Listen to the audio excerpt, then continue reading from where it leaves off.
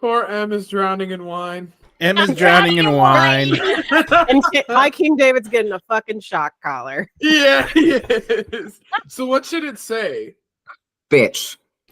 I was gonna say No, it should say good puppy. He doesn't know. He's not. He's not. problematic. Aiden's the good puppy. No, he's not. Aiden's like the good puppy. Aiden's mean bitch. Aiden's a good puppy. Finn is good puppy. What? No. When it comes to problem. Aiden, Rose is the good puppy. Fuck you. Ooh. Rose is the come one in on. control in the entire relationship. In almost Oh, every wow. aspect. Rose can be a power bottom. There you go. There we go. Loudly sips gay water. Loudly sips gay water. Gay water. I guess, okay, so I've been told the other day, like, I got called out by my sister, and this is so funny, because I told her I've been drinking salsa water, and she's like, you know a lot of pansexuals drink that? Hold on, you're drinking what? Seltzer water. Seltzer. I heard salsa water. Salsa water. Water. No, I'm not doing the whole spa water thing that went around for a while. That's just agua fresca. Wow. Yes. Agua fresca. Oh my god. Water I'm going to pay $10 extra for. Agua fresca. Ladies and gentlemen, welcome back to Dinner and a Game. We're so happy to have you all here, just like I'm happy to be hanging out with these amazing people. And we're going to be playing World of Darkness tonight. As actually Diamond pointed out, because I've been calling World of Darkness Orphans Campaign because that's what it used to be called, and I kind of feel like that's not really an appropriate name for it, but yeah, it's what it was. That literally was the title of the book back in the 90s. But Diamond pointed out we can just call it a splat book campaign. I learned it from them. I always call it a multi-splat. That's what I've always called it, and that's how they say it in the LARP community as well. So now we're gonna call it multi-splat because the big old splat. Or another name is kitchen sink game. Yeah, It is. Yeah. God. It is really is. Everything and the kitchen sink. It is a Waffle House kitchen sink. Let's be honest. So is. no, fuck that. This thing's just a giant French bidet. That's all it is. Oh my goodness. All right, ladies and gentlemen, we're going to play World of Darkness tonight, and thank you all for joining us. We're going to do a number of things this evening. First off, we're going to be saying hello to these amazing players because they are incredible and they deserve all the props for allowing me to traumatize them week after week. But we're also going to point out one very important thing. We are still trying to raise money for PCRF, the Palestinian Children's Relief Fund. Now, we are doing something for PCRF for the fundraising portion of it. If you contribute funds to PCRF, you will be able to affect the game just as if you are using Dagger Dollars or if you are using our sound bites to do sound bits in the game. The reason for that is we wanted to be able to make donating fun for you and chaos for everyone else. Because, if we don't have chaos, what do we have? So if you look at the chat right now, you will see what you can do with your donations in PCRF. It's all listed out by the amount you donate. If you choose to make one big donation and then divide it up, just let us know how you're dividing it up. And please do your best to let us know who the rewards are going to. Because you can use your rewards for anybody. You can use them for the players, or you can use them for the NPCs. It depends on who and why you want to screw with someone, and we appreciate all that. I don't even know what's going on right now. I'm too scared to look at chat. Oh shit, I forgot to put chat up on... I'm not used to all my stuff that I need to be doing. I forgot to put chat up on Patreon. So I'll take care of that in just a second.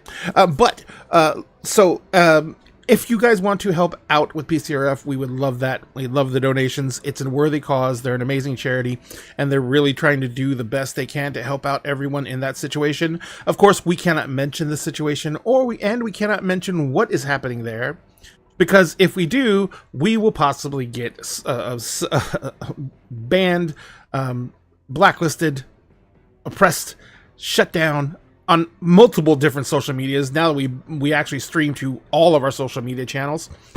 So just know that you should know what's happening, and you should understand why we're raising funds for PCRF, and do what you can to help. We would all appreciate it. And in the meantime, we're going to try and get back into playing some games on a regular basis. We've had a lot of stuff coming up lately from all across the boards, and so we're just trying to get ourselves back on schedule and get ready for Gen Con. There is now a puppy dog in frame, so we have to acknowledge the puppy dog. Puppy! Puppy. Oh, lady. Yeah. Her other eye is starting to cloud up because she's old. Yeah, we had. It's not a cataract because it's slower, but it's just she's gonna be blind. She's a Chihuahua. Yeah, we had a Benji dog. He went blind before we lost him. So, but he didn't care. He could still smell where the food was, and that's all I really cared about. She can still spot her treats. She's fine. But so also, if you want to help out Dinner and a Game, if in any way, shape, or form, we would also greatly appreciate it. You can donate to Dinner and a Game through our web sites. You can also buy merch. We have amazing merch. Most of the art's been done by Red Queen Hales. It's incredible merch. I'm wearing one of our shirts right now. Someone usually has a coffee mug or something else around somewhere. We send lots of merch out to our players because we can't afford to pay our players, so we give them toys. Also, do not forget, you will soon be able to start ordering actual game-related material from Dinner and a Game, including our dice towers. We're going to be getting dice trays in. We also have our 3D printed fidget dragons, which are available in our TikTok shop. Oh God, I'm not gonna look. We also have the 3D printed dungeon terrain, which is on our Facebook store right now. We're going to be doing a greater push to get all that back into the marketing cycle for us, because we are trying to raise funds to start bringing in more paid content creators to DAG. And the merchandise is going to be one of the ways we're going to try and support that. So anything you buy, not only will you get to rep DAG and get cool stuff for your table, but you will be able to help support us creating content for you. And possibly, if you guys want to take a shot at it, you might be able to create content on DAG. So, we're going to go ahead and get into the nitty and the gritty of the everything tonight. But first, as I said, let us say hello to these amazing folks that we have brought in to be traumatized, hopefully, by me. If not by each other, at the very, very least. And let's go ahead and talk to... Oh, I forgot I had to fix the cameras. Let's talk... well, I got to fix their camera first. Let's talk to Milagros, Fountain Pen Femme. How are you doing? I'm doing good. I went into the office today and met some people from different feminist organizations around the world. My new job is very cool. And it pays well. Finally. So I will be going to Gen Con and just be an absolute menace. I'm going to have a bag just for stuff I'm bringing home. And tonight I will be playing Pandora, our resident blender, who almost drowned last session in a sewer. She's our Black Fury werewolf, and is still kind of in minor crisis mode over having literal umpteenth level shifter royalty in her presence. And what confuses the dog brain more is that said crazy high level dinosaur Jesus royalty is totally chill and doesn't care about hierarchy. So Dogbrain does not know what to do. Dogbrain just keeps on wanting to go belly up and just circling. And also now Rose is in charge, so just defaulting to either Rose or Dinosaur Jesus, because Emrys put both of them in charge, but Rose is in charge because Rose is higher. Yeah, and Pandora swore an oath to her ages ago, so Rose is... Oh, yeah. Pandora is literally subservient to Rose. Yes. All right. Thank you very much. And I fixed the camera, so thank you very much for the time. Yay! Also, so let's keep on continuing to say hello to everyone. Let's go over to... let's go to Fantasy Daddy. Sphinx. How are you doing? Hi, I'm doing all right. It's been a Tuesday, and I'm very happy to be here with all of you. Hi everyone, I'm Sphinx Akasha. I'm your champion of bards currently. I'm the storyteller for all seasons, keeper of the Eye of the Wayfinder, and proprietor and founder of the Everbread. What's the Everbread, you ask? Don't worry about it. Stop asking questions. Get out of here. No, it's fine. You'll find out soon. Sooner than you think, actually, but soon. I tonight will be playing our hermetic mage, our current incarnation of the Merlin, Emrys Malika Grant, who is just kind of dealing with everything that's going on around him right now, while also having to deal with the fact that he now has to quest for his universe's version of Excalibur, also with the knowledge that Caliburn might be out and about, just randomly higgledy-piggledy, possibly carried by High King David, maybe.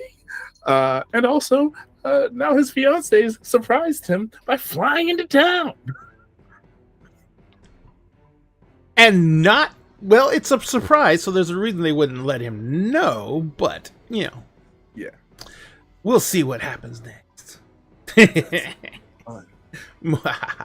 Sorry. Next, we will say hello to the illustrious and always ready to go with a positive word, Starshard Stories. Positive? That was the word positive. That was a positive word. Do you see how I predicted the future there? I mean, I swear like a sailor. Everybody knows that at this point. You know. You are our resident anger gremlin. Who really likes moths? I do. Yep. Don't get. I will have a conversation for like almost 2 hours about the speculations of Curseborn. I have to say speculations from now on. Speculations. Hi, I am playing Countess Rosaline, who is of House Island, and she is a she-noble, but otherwise, I'm doing great. I adulted today. I went to a grocery store without my husband today. Those who do not know, I do not like going places by myself. I don't. But you did it. I did it. And you survived. Well, I did it while hubby was going through a Nuzlocke. He has to start all over next week because he died already through his first. Hey, you know what? The point is they're trying. He right? is. Bless. So we're gonna just let that go because you don't learn unless you fail. I mean, he wanted to play a Nuzlocke. He's never done one, so he's doing one for stream. So yeah, so I left while he did that because at that point he could not tell me what to do. So he could not tell me what to do. Because at that point, I was free and clear of any responsibilities. I was free and clear. You know what? I went straight to the grocery store. Usually I stop other places because I have a problem. But we did it. We did it. Yes. And you cannot not give yourself credit. And this goes for everybody. You can't not give yourself credit when you do the thing that you didn't think you could do. Because you know what? You did it, and that's all that matters. And if anyone wants to give you any shit for it, let us know, and we'll come take care of it. We will. Continuing around the horn, let's go ahead and say hello to the one, the only, Soggy Cove. Cove? Yes? I didn't mean to interrupt the stem. I'm sorry. Do you need more time? No, I'm good. I just like staring at his soul. It's a nice hobby. It's not scary. Hello. It's fine. Everything's fine. Totally fine. But yeah, I am Silky Cove. I use he, they pronouns. Today I get to play Fiakra Mirin, who is having a time and has found one member of his crew. That's nice. That's a plus. And gotten possible information on the others. Yes. Hopefully we'll find out more about that today, as said crew member did get a little accidental additional healing thanks to how successful Emrys's healing spell was. Yes. But to be honest, Emrys spent a lot on that spell. Oh yeah. Oh fucking yeah. Yeah, and drained Rose like a battery slightly, Yeah. but you know. Got some help. Got some help. As I said, power bottom, Rose. As though I will see you at Gen Con and I will your kneecaps. No, I've had The kneecaps are reserved. kneecaps for Oh, years. Reserved. What did I claim? I don't I can't remember. remember. But like, But I have the toes. let's Toes are out. yeah, Cove back, finish. back to The Cove. femur. Let I go, will take Femus. your femur. Oh. Cove, please save me. no. Oh, come on. So I do have a final little announcement. Yes. This will be the last time on DAG that anyone sees me at this location. My move is happening this weekend. So next time I'm on stream, it will not be here. Dun, dun, dun. Yay. That is wonderful. I hope everything goes smooth. And I hope there's never any issues and never any problems. But we're going to go ahead and, do what we can to help make that happen. And basically that just means we're going to think good thoughts your way. And finally, we will say hello to the reason that I get anything done. Diamond, how are you? Sorry, I had to go blow my nose, so I myself. But I'm good. I was sick last week, which is why I was not here. My bae was taking a bit of a nap.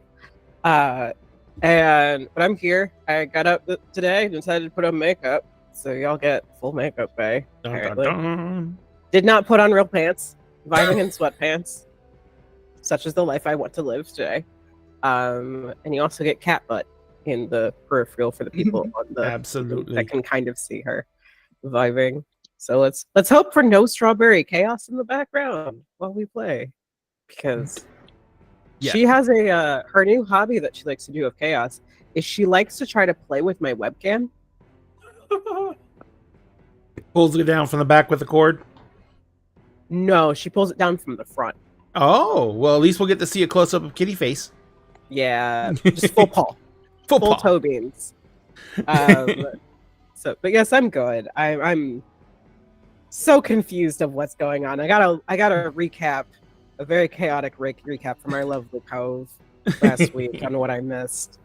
So I'm very excited, but also a little worried for everyone, as per usual. I am absolutely certain that you guys will be able to handle whatever is going on with, grace and dignity and, everything intact. And peace and no violence and no bloodshed. violence. No. I think you have the wrong stream cast.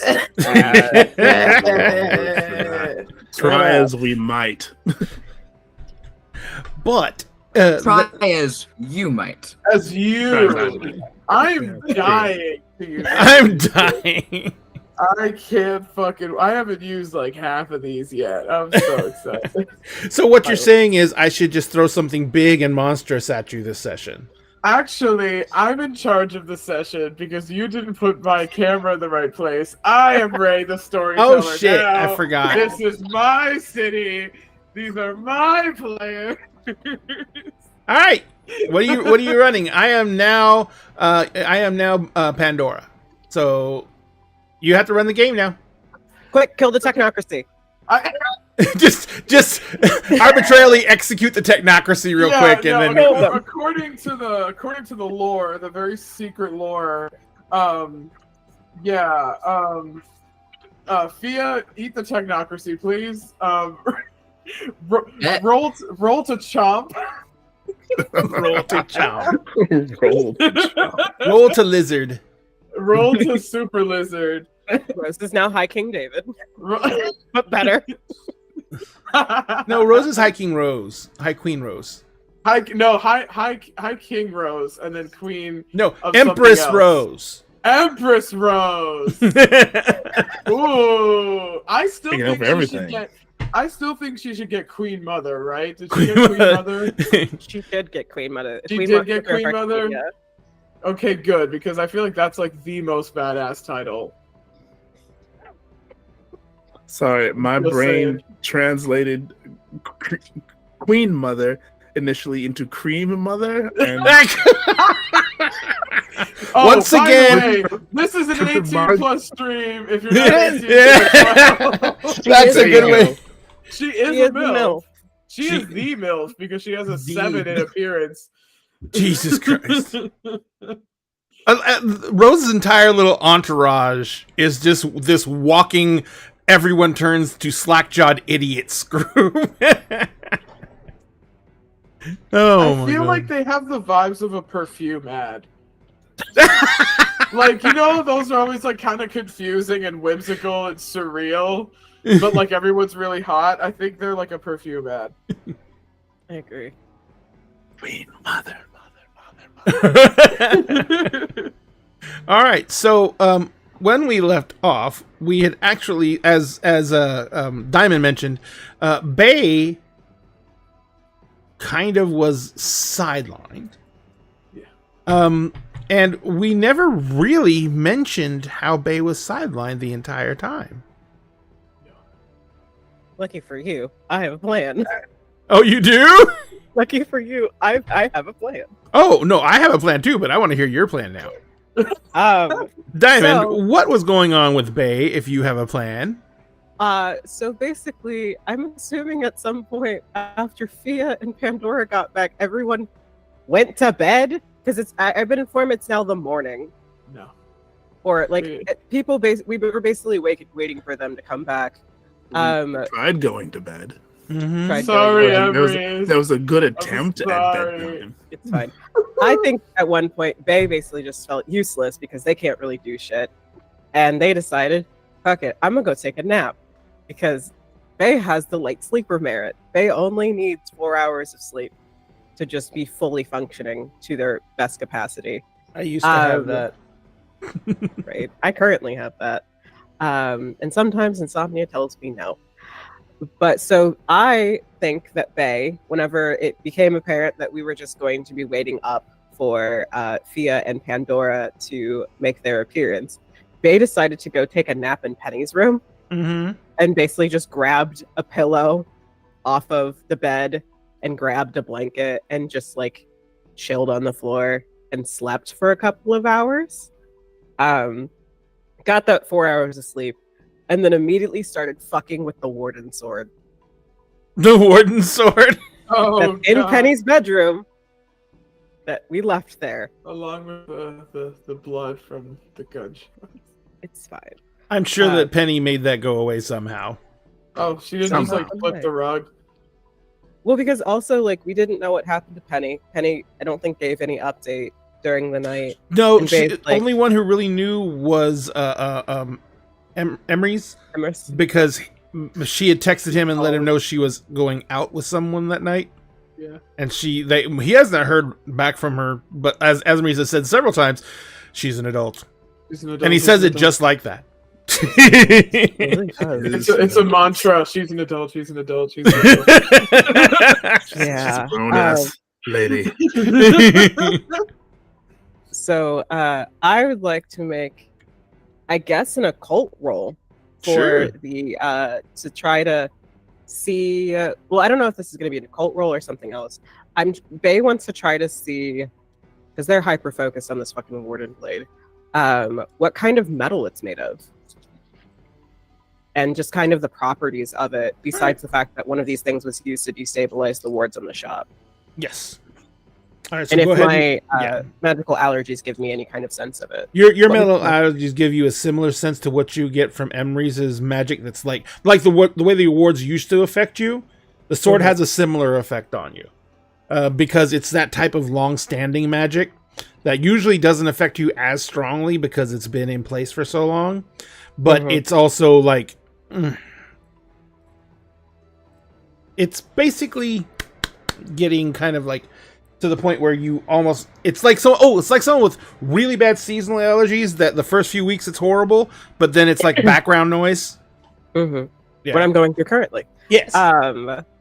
So would you like me to make intelligent occult? Would you like me to make a different kind of roll? No, I would intelligence occult. That's what I was going to say. Oh, by the way, I did an experiment. I had, we have that logo, the digital logo we have everywhere. Mm-hmm. I turned it into a 3D print. Ooh. That's so cute.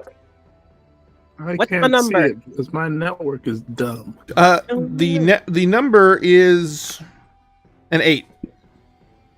Well, I got 3 successes out of 6. One of them is a 10, but I don't have a specialty in it. Okay. So 3 successes. All right. So with 3 successes, you can definitely, as I said, the biggest thing is you know that this is a magical implement in itself. The sword itself is made of some kind of very high quality steel, but you can see that inlaid in the blood runnel and inlaid in a groove along the edge of the sword is a line of what looks to be pure silver. So the sword itself is silvered as well as being enchanted. The blade has several inscriptions in the blood runnel that basically are in... what would this one be in? Yeah, they're basically... is Bay like a polyglot? Does she have a lot of languages? I don't have any of the merits for it because I couldn't take it from the version of Hunter that I'm playing. Mm-hmm. But I have a 3 in intelligence. Okay, well I can give you So 3 languages with that then. I'm gonna just pick the standard of basic Latin. Mm-hmm. Not introductory Latin, but like an understanding of Latin. Gotcha. And then for the wild card of Latin as a comparative, I'm gonna pick Russian. Because most of the romantic languages use a Latin root, but a lot of the other like Germanic languages, with the we lost Sphinx. Oh boy! No. I think there's some internet problems going around tonight. He's back, and now he is Milagros. I'll fix it. But the blender. Yes. I'm gonna go Latin and then Russian because I believe a lot of I don't remember the root language for Germanic languages, but I do know there's a lot of ancient languages that use the same basis of what is now Russian. To then basically do that shit. I'll knock it out linguistically when I go down a linguistic rabbit hole again. Yeah, I think it's Bay. the Slavic languages that are the basis for Russian and German. So there's a root language that those came from. And I feel like that's where Bay's hyperfixation is basically you can recognize some of this because some of it looks like some kind of weird version of Norse runes. Okay. But they're more complicated. And you said the blade was steel with an iron blood run? No, it's steel with silver, with like some inlaid silver along the blade and near the edge of the blade.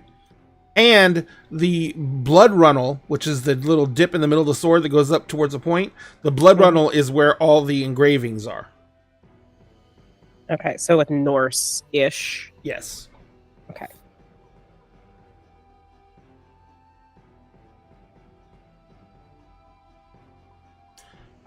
So Bay's just gonna spend some time with that and basically just like hyperfixate on this to kill some time because they're figuring everyone probably like went to sleep, and then once they hear someone eventually like come downstairs. Yeah, it's basically when everyone comes downstairs for the healing. Yeah. Everyone's like, oh fuck, ow. Yeah. Because I feel like then Bay's gonna start getting like the sensations that they have come to associate with everyone. And the feelings of the magic building from the healing. Yeah, I and think just kind Bay of might have sneezed to death during that. I think that's the point when Bay's like, nope, too much magic, and they just like they do the weird thing where you take the thing you're working on because you don't want your parents to know you're awake past bedtime, and they take the sword, they take Penny's blanket that they've taken like off of the bed, and they just cover it up, and they're on their phone Googling. while hugging the sword. well, basically cuddling this. It's like cuddle sword, phone in hand, waiting for the magic to stop so they don't get dizzy. And then once that settles, eventually, and I'm assuming they're gonna hear like footsteps go back upstairs because Emrys had to leave. at some point. But you can to go still get- hear voices. Like you can Rose's voice, you can hear Aiden's voice, everyone's voice actually, Pandora's voice, everybody's voice is out there. Because you guys were having a conversation even after Emery's was heading out to the airport. They's just gonna like halfway listen, halfway still in deep with this fucking hyperfixation. They shoot off a message to Sane basically saying, "Hey, I'm alive. Don't come visit. Shit's fucked here. Love you.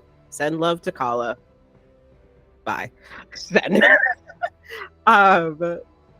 and then they are going to basically check their website to see if they've gotten any inquiries for basically like investigation work. Probably not, because they run their own website, but they also run a blog. See if they've gotten any weird comments. You've actually gotten several direct messages. Nice. That are basically one's from the hunter that you know is basically across the street. He's been sending the regular check-ins in through the blog. Through DMs through your site, I should say. And he's basically sending you screenshots of what he's capturing and everything like that, just like you told him to monitor the place and everything like that. So he's doing regular updates.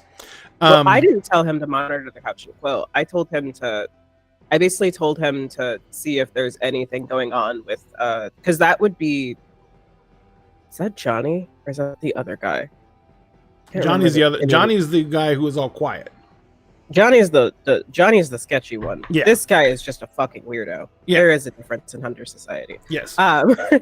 You're either the outcast like Bay, a fucking weirdo like the guy across the street, or just something else. Bless your heart. Only a mother could love. And she's probably dead because she got eaten by a vampire. The three genders of Hunter. Three genders. Everyone's sketchy and weirdo.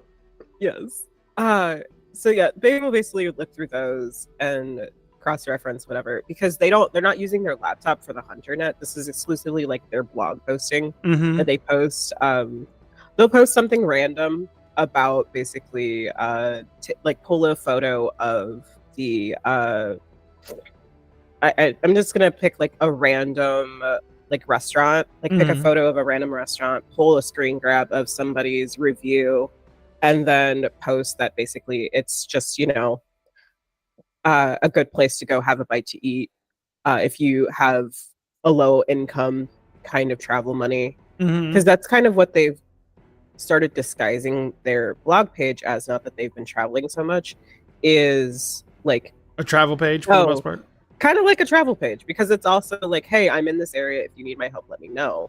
But then it's also they're not giving exact locations because they haven't posted anything about the couch and quill. Gotcha. And that's how they probably got the basically hire from the lady who originally hired them to check in on the daughter, who she thought was in a cult, but she's actually just going through her witch talk phase in the introductory of this season. So yeah, that's what Bay's doing. That's what Bay's been doing while all this is going on. They're laying on the floor, being a millennial on their phone, cuddling a sword, Googling Norse lettering, trying to find things that might match. Gotcha. So let's probably ended up on a lot of tattoo blogs. Let's go back out to the main living area then. So we have, if I remember correctly, we have Pandora, Rose, Aiden, and Aiden's unconscious because even after he got healed, he still went through. He's taking a nap. Yeah, he is Down he for is, the count. Yeah, his body was forced to heal at a rapid pace, and that leaves you kind of drained. But Fia, you're all in the living area. Oh, and Basalt, who is also there with you. Basalt is sitting. Oh, Basalt was sitting in the big chair, if I remember correctly. And no, not anymore. Huh? He was on the couch. No, he went passed the fuck out. Oh no, Yeah, it was Aiden. It was Aiden who was in the big chair, and Aiden. Basalt went to the couch. Yeah. Right. And actually, the last we left off, Holly was being weird. It's not Holly anymore. Yeah. Holly That's Weird. Holly That's the evil Roomba again. was being Now- weird. Rose. What? Well, we know why that is. We know why Holly's weird about Rose. It's because Holly is besties with Bay, and Rose was mean to Bay that one time, so now Holly sees Rose as like a potential threat to Bay. We don't know why she's going, everything will be fine over and over. That's a fucking problem. Yeah. Rose was gonna head upstairs because she's expecting a group of idiots to show up here any minute now. A group of idiots. Yeah, you made the secretary cry. She didn't mean to. I know, but you still made her cry. I'm hedging my bets. I'm hedging my bets on it being basically like Bay Business Woodstock is what's gonna happen outside of the Couch and Quill. Rose is gonna be so fed up. That's where my brain's at. So, Rose is heading upstairs. Aiden is asleep in the big chair. Basalt is asleep on the couch. What are Pandora and Fia doing? Yeah, she's going upstairs because she's now unsupervised. It's great. And Pandora is standing in the bathroom, staring at the washer, waiting for her clothes to be done. Aww. Because she swam through a sewer. You know, you could do one thing that would fix your clothes immediately. Shift back and forth? Yeah, because it restores your clothes magically. That works? Yeah. Because it's a magical copy of your clothes that changes with you when you change. Will that have two copies if one is in the washer, or will it like teleport out of the washer? It will basically it'll basically cease to exist a certain amount of time if it's not on your body. Okay, so there's now a wolf in the bathroom, and then there's no longer a wolf in the bathroom. There's a fully dressed Pandora in the bathroom. And Pandora walks out. Suddenly, the whole apartment smells of wet dog for a few moments, and then. I'm trying, you guys. I'm trying. I didn't say it gets rid of the water. No, I'm just kidding. Somebody clean that up. Somebody clean that up. So clean up on ILP. So what about you, Fia? Fia is mainly standing watch, because that is the mantle he has now taken up. He has a single crew member back, and so he is now on high alert. He is on guard duty again. But his guard duty looks a lot more like him leaning kind of against the one entrance to where Basalt is. That if anyone wants to get down there, they're gonna have to go through Fia. And humming / kind of mumble singing some shanties. Gotcha. So, yeah, which he's very good at. Mm-hmm. Yes. As you're kind of like leaning there and waiting, there is stirring from the chair where that Aiden is crashed out in, and the gentleman who you saw come in as a giant bruise sits up, and he kind of looks around, and he quickly goes from like groggily sitting up and looking around to standing up, swaying a little, and then kind of he's obviously taking things in. He looks at Basalt. He looks around. He sees a note where he is. Then he kind of like he walks down the hallway a little bit, and you know, Pandora, you're still in the bathroom. You might want to sit. He spins around, and out of nowhere, he's got a sword in his hand. Oh, God damn it. Try it. It'll be funny. You might want to sit. You were really injured earlier. And Aiden's like, who are you and how did you get in here? Can you sit first? If you fall over, that's gonna be a whole other problem. You can sit there. Where's everyone? Okay. Pandora is getting the sewer off of her. Basalt's sleeping. Emrys is going to pick up his fiance. Bay, I think, is sleeping and I think Rose is upstairs waiting for the whole group of Fae search party to arrive. The sword disappears, and he says, "Thank you." And he walks right by you and starts going upstairs, No, kind he's of not. bouncing off of the I was walls. gonna say, No, he's not. gonna fall up Oh, the you're stairs. stopping him? He's gonna fall up the stairs. He is absolutely stopping this man. Phil is in protective captain mode, and that now extends to Fae. You were in my crewmate's general vicinity. So he's walking towards the staircase. You're kind of leaning on the wall by basalt. Do you just run over and block the path? Yes. And he stops, and obviously much taller than you. And he kind of stops and he looks down at you and he says, "I'm sorry, maybe I didn't say it right. Thank you. Can you please move out of my way?" No. You were injured. He almost Real died. Real quick, just to put this in perspective for you, Fia, who is very friendly manner, very friendly demeanor still, she's like, just to put this in perspective for you, had magic not intervened, you would not be alive at the moment. You're swaying pretty bad. And if you fall, you can still bust your head open. I don't want that. I appreciate that you think you're doing what's best for me, but I am not dead. My wife, who has no survival instincts, just went upstairs by themselves and are going to meet a group of strange fae that I have not had time to vet for them, considering that I was basically their security before. I am not there now, therefore I'm not doing my job. Can you bring Pandora with you? The last time you two were alone together. I will from what I hear, gladly you bring both Walking almost Death died. with me. Perfect. Pandora! Then great. And Fia's like, cool. We have come to an agreement. This is perfect. And Nora slams the bathroom door open. It's like, I can help. Can I help? So, Bay, you now hear raised voices. They will now. Is the magic done? Most of the magic is done, yeah. Is the big magic done? Yes, the big magic is definitely Okay. done. It's the normal magic. Now it's, yeah. the big magic. Now it's just a migraine. It's fine. The blinding will- stuff is gone. Yeah.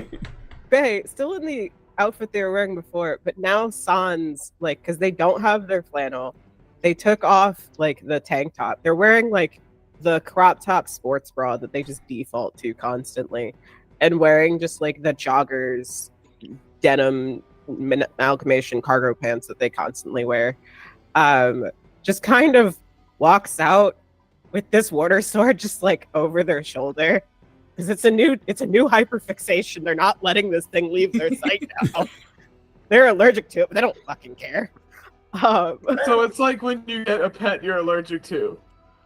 No, it's like when a lactose intolerant person eats ice cream Ah. because they found a new flavor. So, Pandora, as you're leaving the bathroom, and the bathroom is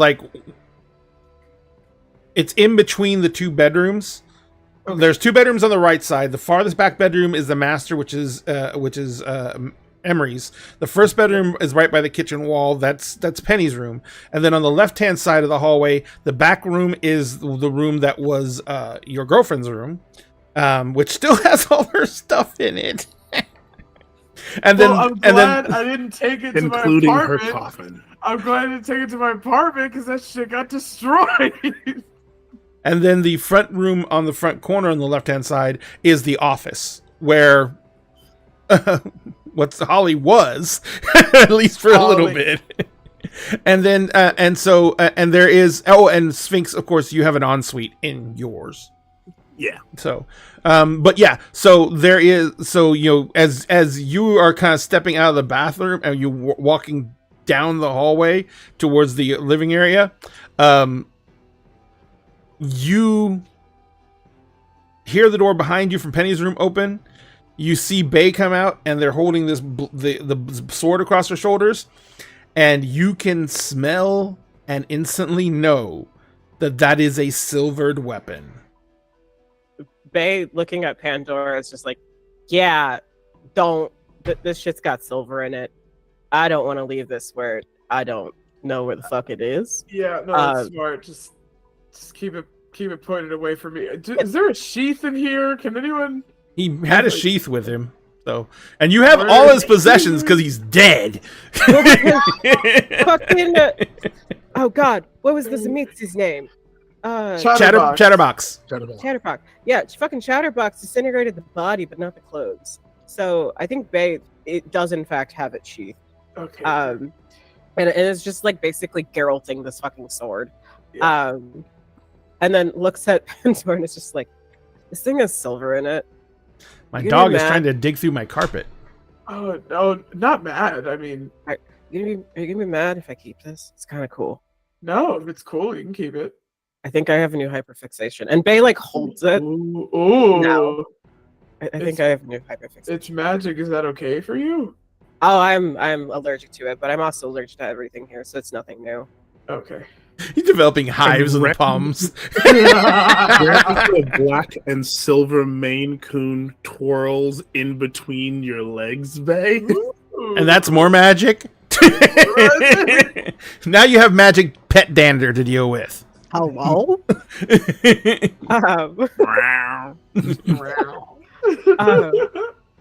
I'm gonna look around and just like looking at Fia. Who's probably are you guarding the stairway or the door on the outside? Aiden's like, I can't go upstairs without a bodyguard, and I need to get to Rose because she's doing dumb shit. Aiden, Yes. you're not dead. I tried to tell the short one. Just barely Be nice to not Fia. dead. What? My crew calls me worse on a regular basis. Be nice to Fia. I have to like I'm sort of kind of supposed to guide them through the new age. So be nice to them, please.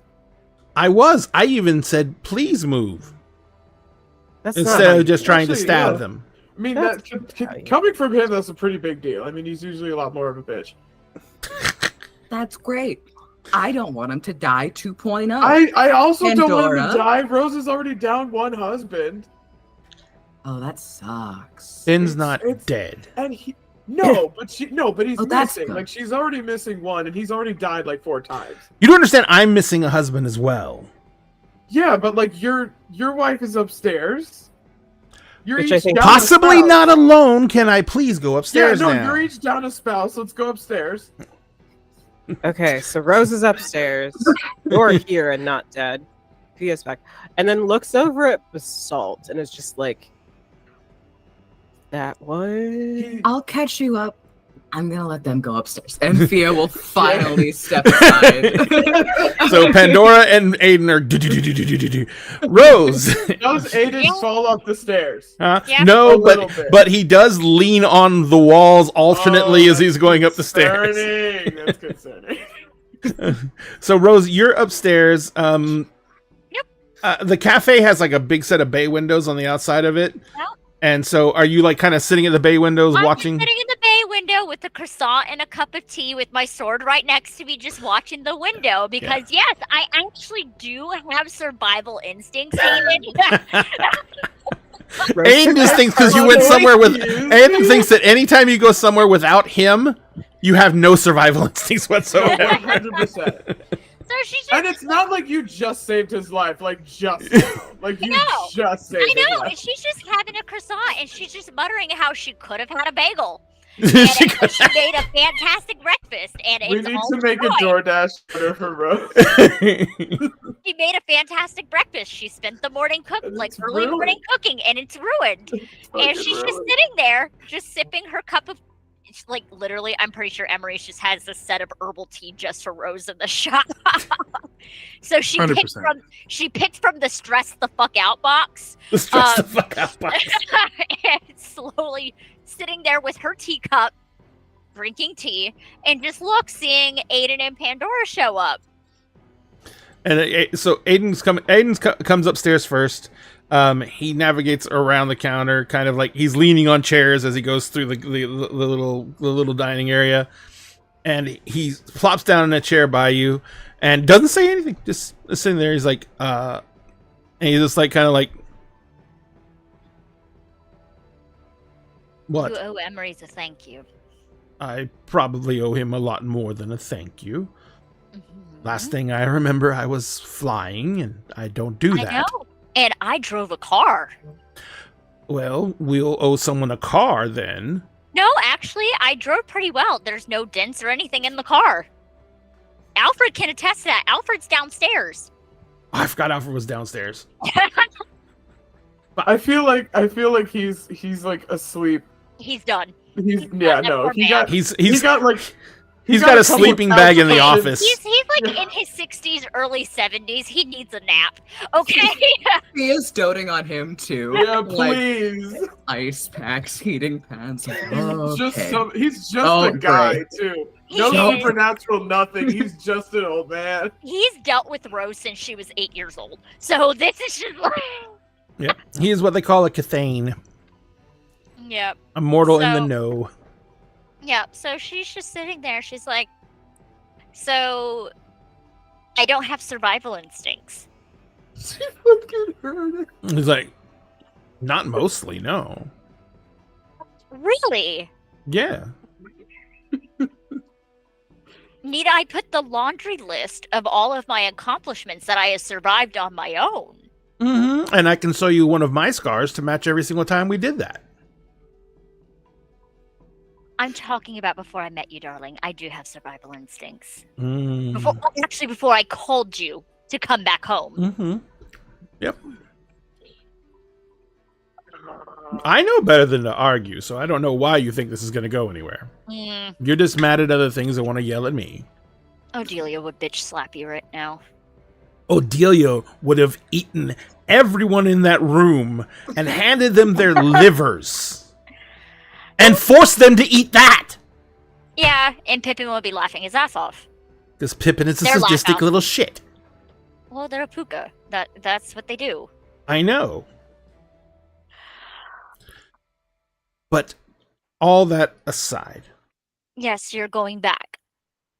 as soon as we get Finn back, if you guys are staying, I understand. But Daisy needs someone who is going to be there for her no matter what, and who can do the things that her idealistic little ass won't.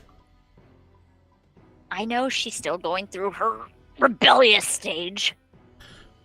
Rebellion when you're leading a rebellion is not good. I know. She has your temper. She has a little bit of all of us, but Doesn't Rose? Wouldn't that be your temper? Since like it was Yeah. like a. She gets all mean. She gets meaner than me. She's made me cry once. Oh, that's awful. I'm sorry. welcome to parenthood. Oh, that's never gonna be me. Thank God. You At think? least she hasn't done the I hate you thing yet, so Oh, we're yeah. good. And Aiden says, and you think it won't be you, and then the universe creates a baby just to force you to do it. Thank you for reminding me about that again. Shit! And Aiden just Aiden stands up and is like, I need coffee or something, and he's like balancing on chairs. Right, yeah, In the no. kitchen. Yeah, Down. no. As soon as Pandora tried to get up, Pandora's like, "What do you want? Because I need coffee too." I'm getting away from my wife, who's yelling at me for being stupid, and I'm always stupid. You're not stupid. He's- You just have. He falls no back down the intellect- chair. No, like you have no intellectual instincts, dear. Oh, my Oh, that's that's the politest way I've ever been called stupid. Since he didn't answer, Pandora's He gonna looks- turn to Rose because Rose is in charge. Rose, how does he like his coffee? Black, No, just put extra cream and sugar in it. because she's gonna take my fucking coffee. No, I don't drink coffee. Aiden looks at Rose and says, "Fuck." Well, she's in charge, so I guess No, you're getting. I know cream and you sugar. did that. You did that last night. You don't have to express that publicly, dear. Oh, okay. Well, then you're getting cream and sugar, Aiden. I'm sorry. Yep, I figured as much. Yes. Speaking of which, now that you're awake, High King David's missing again. Fuck. Not again. And I made his assistant cry. You make everybody cry. No, I don't. Yes, you do. You just don't have to deal with it afterwards. That's what Finn's for.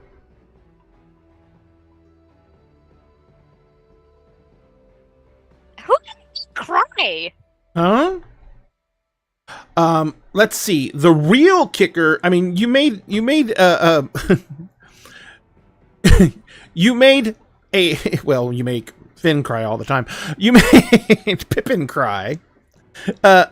You made Forcia cry. Somehow, we still don't know how, you made Odelia cry. She's just sipping her tea. The only one I haven't seen you make cry is Latch, but Latch is so freaking jaded, I don't think anything would make him cry. Latch is an old fuck, and we know that. However, as I said, Finn has always been there to bat cleanup. And he's really good with people. Now, you need to sit down, and the reason why you're getting extra cream and sugar is you need some sugar in your system. Fine. It is. Look. Do you want a ham and cheese croissant? Yes, actually. You got it. And he actually has a look on his face like, holy shit, I do. Yeah, I would love that, actually. And Thank no, you, she'll Matt. just look at him. She's like, I'm love it, still a Liz. little upset. I made a really good breakfast. I even made your favorites, too. And then that damn thing broke in. Oh, yeah, we have a sweet tea special. No. I ran out of water. It was from. Hi, It was. welcome to the episodes where I just say no and still do it anyway. And I don't think you guys want me to drink cottage cheese because that's for tomorrow. Poor Sam. Tomorrow. Yeah, that's right, baby. That's my boomer juice. I've also drunk applesauce. Yeah, I've drunk applesauce, peanut butter, pudding. The peanut butter was just so disturbing. Peanut butter should not be that SpaghettiOs. consistency. It was the SpaghettiOs. It was the SpaghettiOs from the At can. least SpaghettiOs are kind of liquidy. Peanut butter's not supposed to look like that. Pure natural peanut butter. It was really No. liquidy. Rose, despite giving Aiden so much shit, she'll get up, go over to him, and give him a little smooch on the forehead. Oh.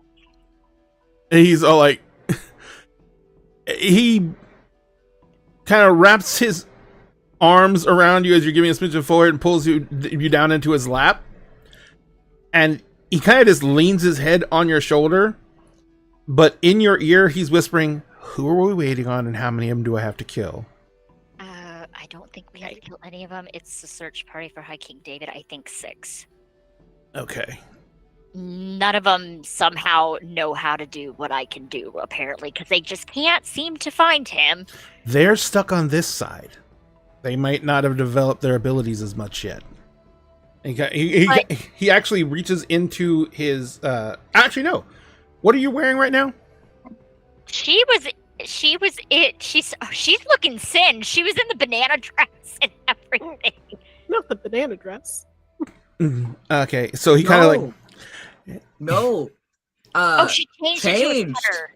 She has I a sweater. remember. Yeah, Yeah, I love sweater the and secondary outfit too. Yeah. So he slips his hand up under your sweater. Oh. But instead of like putting it anywhere fun, he pulls his hand back out and he has a case in his hand. And he opens it up and he pulls out a single potion and he pops it and he downs it. And then he sits back for a second and you can see the color rushes into his face. The bags that were under his eyes are like kind of lightened. And when he opens his eyes, you can see that where he was kind of glazed and obviously distracted, he seems more alert now. And he says, it's only temporary, but it'll do. But the thing that concerns me is the ability is almost the beginners of a soothsay to track him down. The fact is they're not able to do that is a little concerning. I don't know. We'll look into that if you can look into that if you're sticking around, because they will be part of your... I have to find High King David. I know. And we don't even know when I can get back, because we don't know how we can get back. Well, if Molly can figure out the telescope, we can use that. Molly doesn't seem to be reliable right now. No, I didn't want to say And- anything in her presence because she has all kinds of ways of eavesdropping. she's a grump and she's hitting. She didn't look like a grump there. Yeah, she used. Okay, so you remember how I told you how we got Finn back with the whole flying in a chitty chitty bang bang and got. Yeah, she used the dragon energy to make herself look younger. So it's only a glamour? I'm pretty sure it is. That's not good. I'm telling you, I think she's getting near the end, Aiden.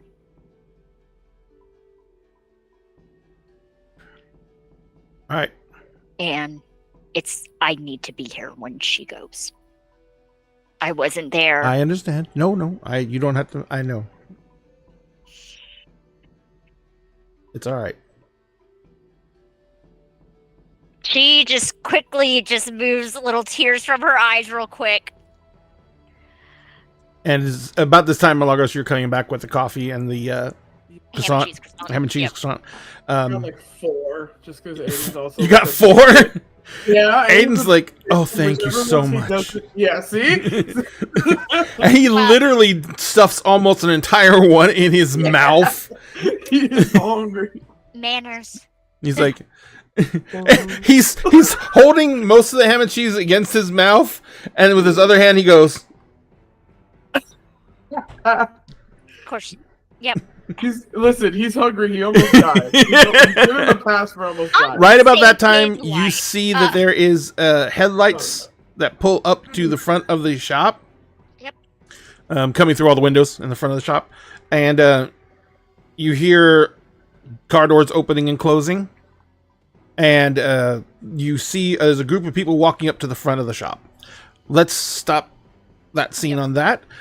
Emery's. Yeah. You are driving to the airport.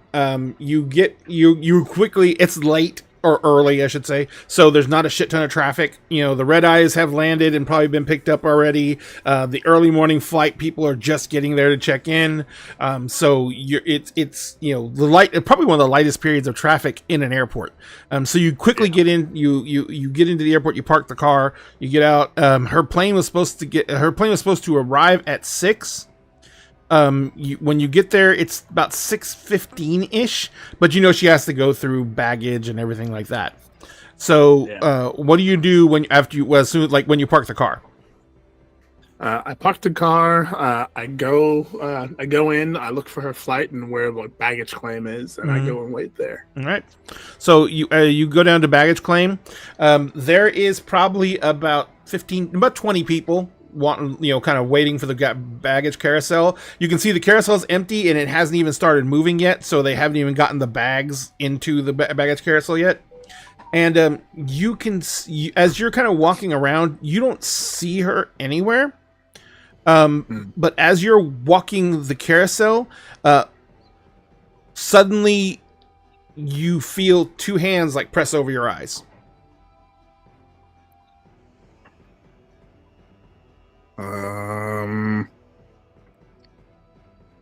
This is awkward. Or not. Or it is. No one says anything. Does this blindfolding come with perhaps tea, a peanut butter sandwich, and a kiss?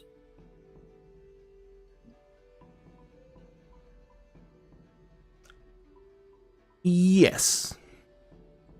Except, I would much rather have breakfast than a peanut butter sandwich. Emrys, big Cheshire grin. I think we can arrange that. He says, as you get turned around, describe what your fiance looks like. So, Valerie is about. So Emrys himself is about 6 feet tall. Mhm. Val's about 6'2". Long, like raven hair, like kind of a caramel toned skin, very like lovely features. She looks. She has a kind of face that like she's gorgeous. Like when she's being like serious, like it's one of those faces that, like you instantly know when she's being serious. Like you cannot hide that in her face. But when she's soft, she's very soft, and it's beautiful smile, hazel eyes, kind of slender muscular build.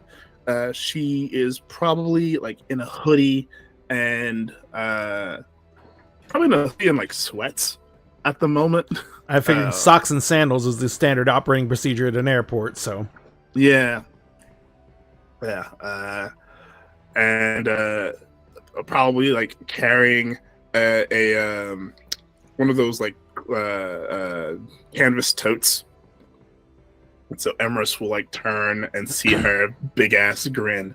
Will just like wrap her in his arms and will like lift her up off the ground as best as he can and kiss her. And it's like, I have missed you so much. You are by far the sanest thing that has happened to me this year. I am so sorry I haven't been able to get out here sooner. She says, I'm shutting the chantry down. I'm getting ready for the move. It has just been so much. Making sure that my apprentices had backup, and if they were choosing to stay, who they were going to be handed over to.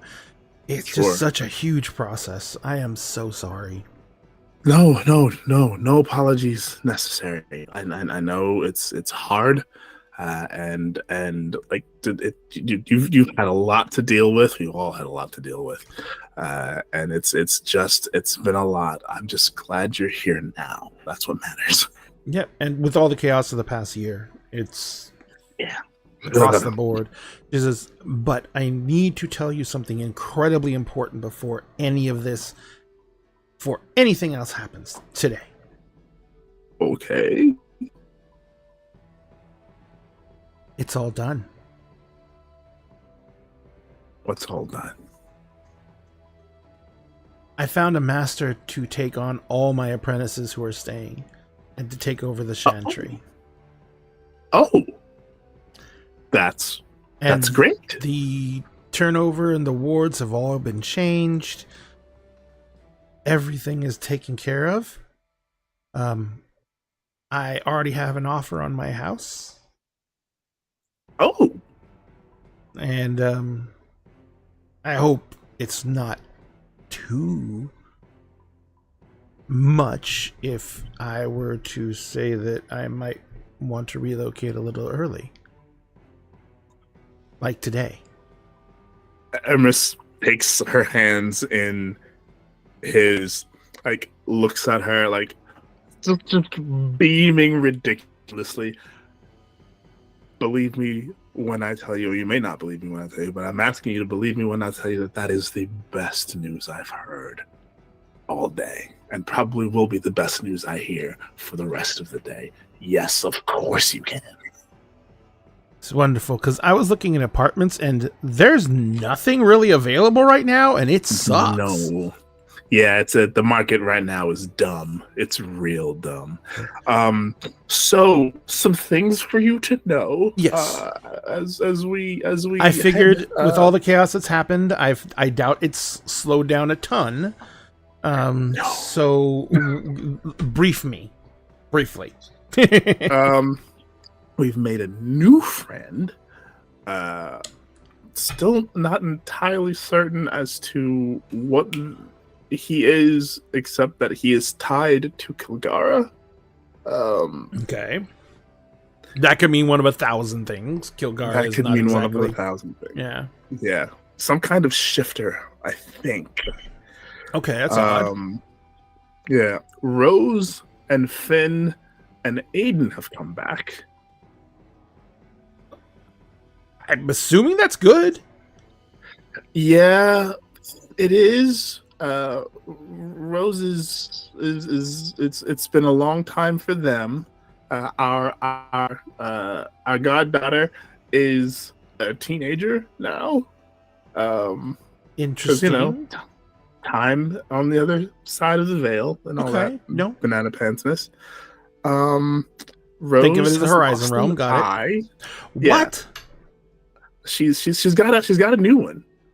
Oh, You'll see it. It's a thing. Interesting. Finna's gone missing again. Oh God. Got sucked into a magical When is she going to get device. him a leash? I thought that's what Aiden was supposed to be. To be honest with you, I thought Aiden was his leash, but From what you have Yeah. described of Finn and Aiden, of the two of them, I would actually trust Aiden to keep Finn to keep themselves out of trouble more. They're just more accident prone.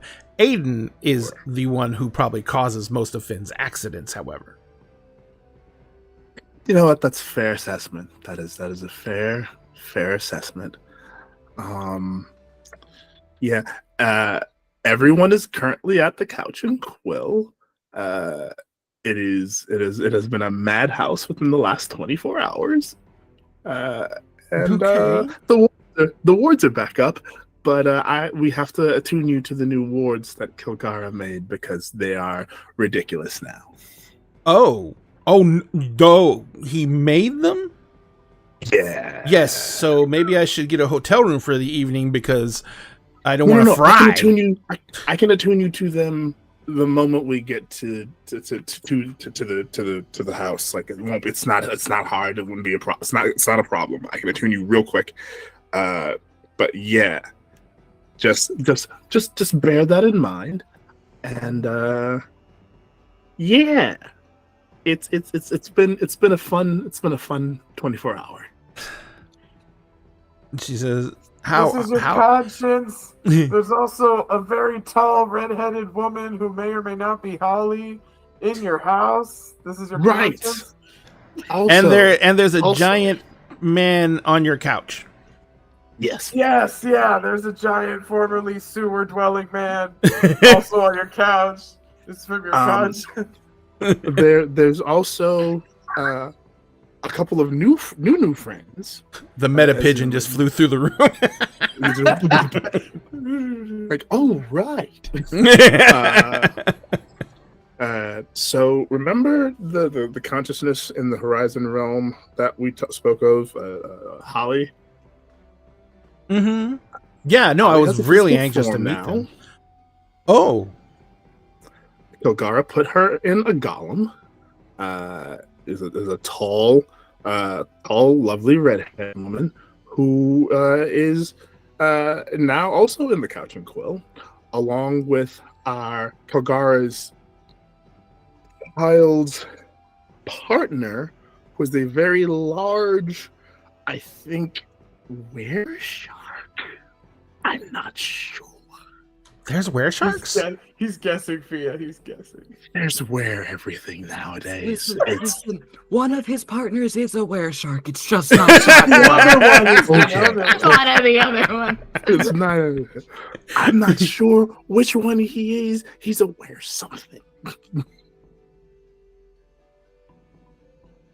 I thought running you know. a magic academy was hard. But apparently just running a coffee shop is really hard. It's. Have you even done any It's work been with a tough. detective agency? I don't think you should. Because if running a coffee shop is this hard, if you start taking cases again, I think the world might blow up.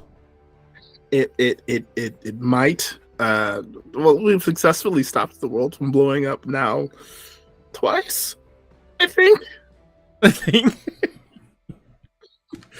I don't pretend to know, and I hope that we can stop that from happening again. I would very much like that too. Yeah.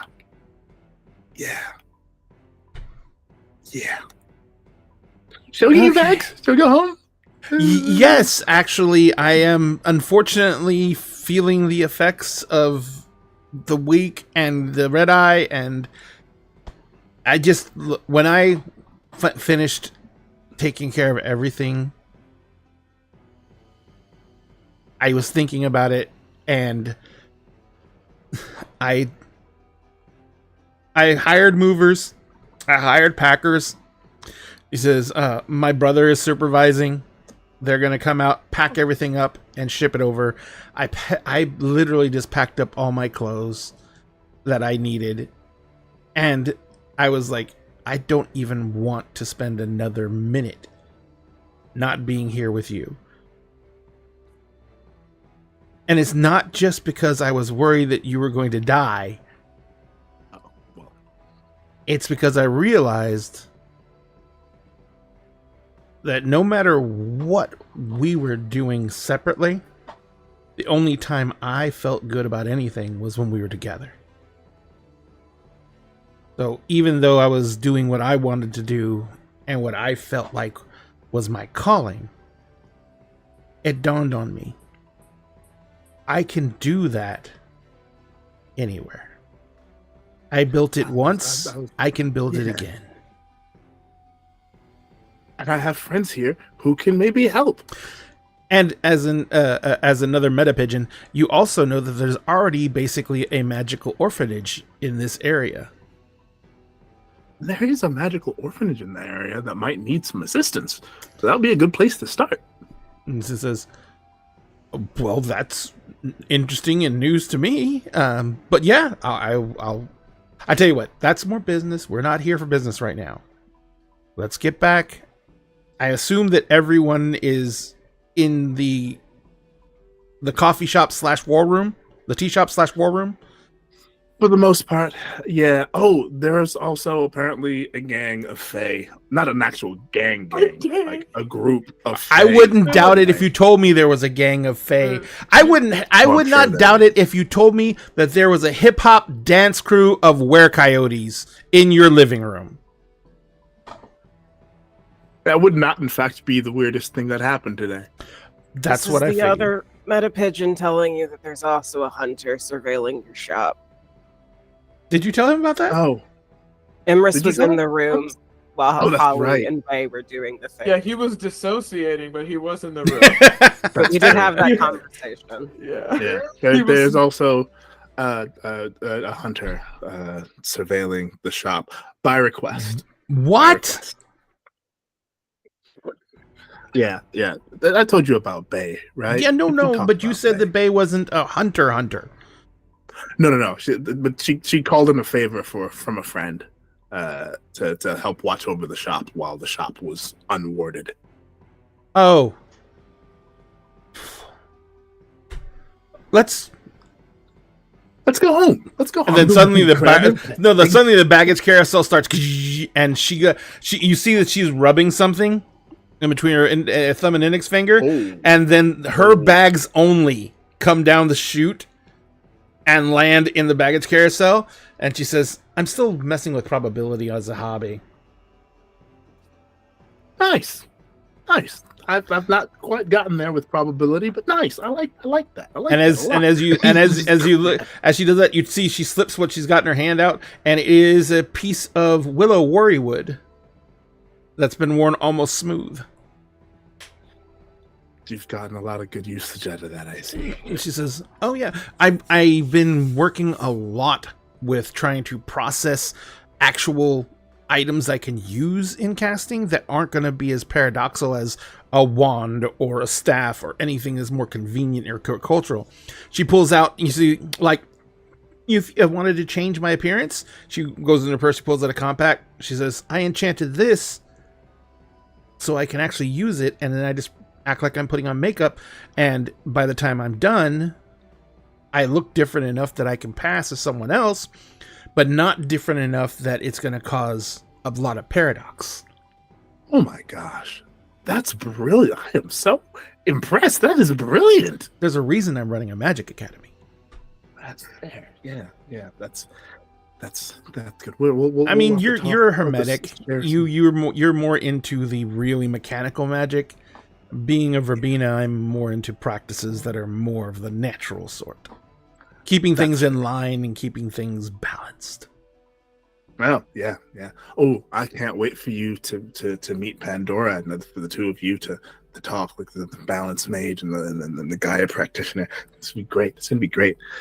Grabs her bags. It's like, oh, I can't wait. Oh, And she's let's like, get you home. Let's "Oh, get you rested.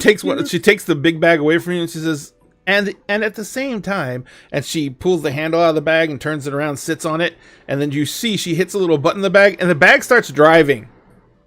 And she's, and at the same time, there's modern conveniences that we should all have. She's riding her luggage. That's It was a little cool. expensive, That's really but cool. it's really, really convenient. That's really cool. That's just walking beside her. That's so cool. That's really, really cool. It'll take her to the car. you basically carrying her carry on and everything like that. And she's, Yeah. so she says, so yeah, you get out to the car. The trip back is full of basically you recanting some of the. Yes, I know it exists. They're real. You can buy luggage that you buy luggage that you ride through the airport on. They're not cheap, but I want some. Currently, they're on sale. Fucking robo luggage. Robo luggage. Yep, they got enough battery life to like you can literally ride them for like 6 hours or something like that. So it's like crazy. Anyway. Yeah, I know. Tangent. Sorry, tangent. So yeah, but the trip back is spent with you recounting things that have happened, them informing you of what they were thinking about doing when they got out here with what they want to set up for the academy and everything like that. They grill you a little bit about the orphanage. So by the time that all happens, it would took you about 20 minutes to get out there, about 20 minutes to get back. Because SeaTac. Oh, it'll take you longer than that. SeaTac maybe It's in Tacoma, would maybe right? be about 30. No, SeaTac is between Tacoma and Seattle. Okay, then but, no, like, that's fine. Yeah, It's within about 20-25 minutes. yeah, and it's you're still prior to real rush hour, so yeah, you can get there and get back, no problem. But it's basically been over about an hour. So what we're gonna do now, since we're cutting right back to everyone else, is we're going to take our break. We're going to take a 10-minute break. Ladies and gentlemen, remember, if you can donate to PCRF, please do. It is an incredible charity and a charitable organization doing incredible work for people who are deeply in need. And remember, if you do donate, you can affect the game with your donations. That's been scrolling through chat. If you do donate amounts that are not like $5, $10, if you're doing like $30, make sure you tell us how you want to divide that up and who you want those rewards to go to. In the meantime, we're going to take about 10 minutes to get drinks, refresh ourselves, stretch, and walk around. We will be back in 10 minutes. Thank you so much. Oh, where'd it go? There it is.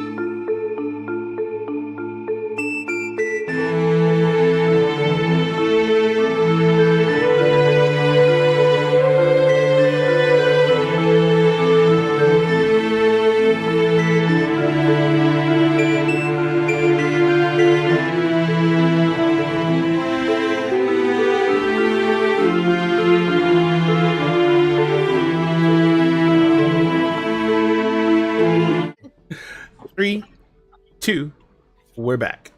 Oh, shoot. Yes, croissants. Croissants. Listen, Aiden's a big bitch. Okay, he needs at least 4 croissants. Oh my god! You know what I'm gonna do later? I might do it when I can afford it. It's like get the canned croissants that you make out of the cans. Yeah, Oh. I love those. And get the baking chocolate, like the chocolate bars, and roll them up. You mean the Yeah. terrifying croissants that open like the biscuit cans and they explode? Yes. I love those. Where you just Yes. brace for impact and you whack it.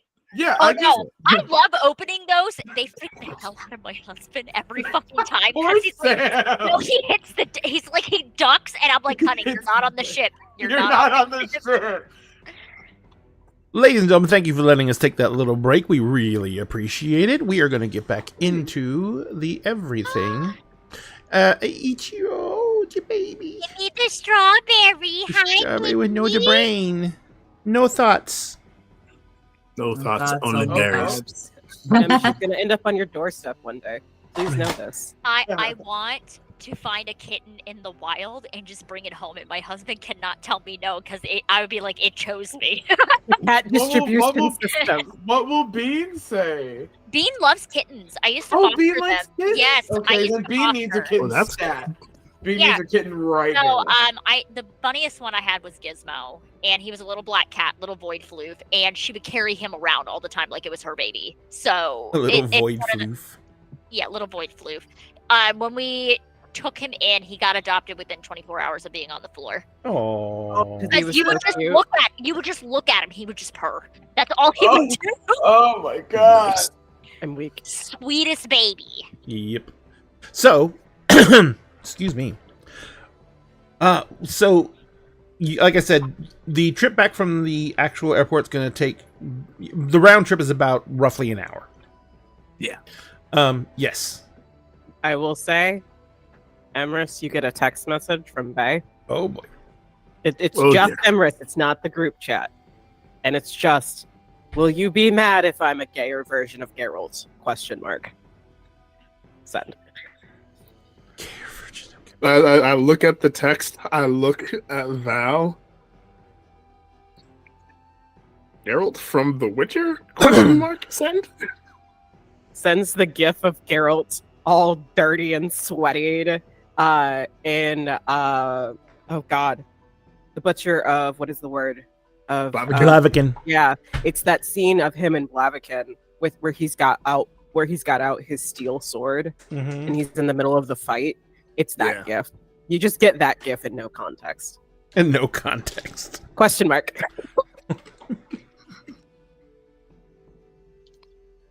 And like we'll look at Val, we'll shrug, and then we'll just text. Seems legit to me. Send. Okay, Faye now has permission. That is all I wanted to do in the car. I was like, thank God I drove.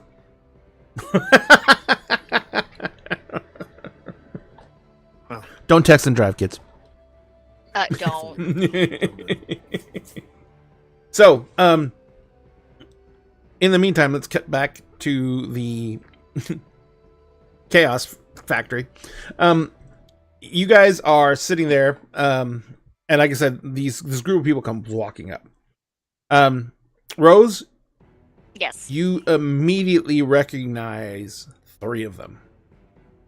Oh. 3 big, tall, strapping men wearing overalls and no shirt, overalls, my and boys? no shoes. Yes, Is it my troll 3 boys? trolls. My boys. Yep, My sons. Lester, Jay, and Tick.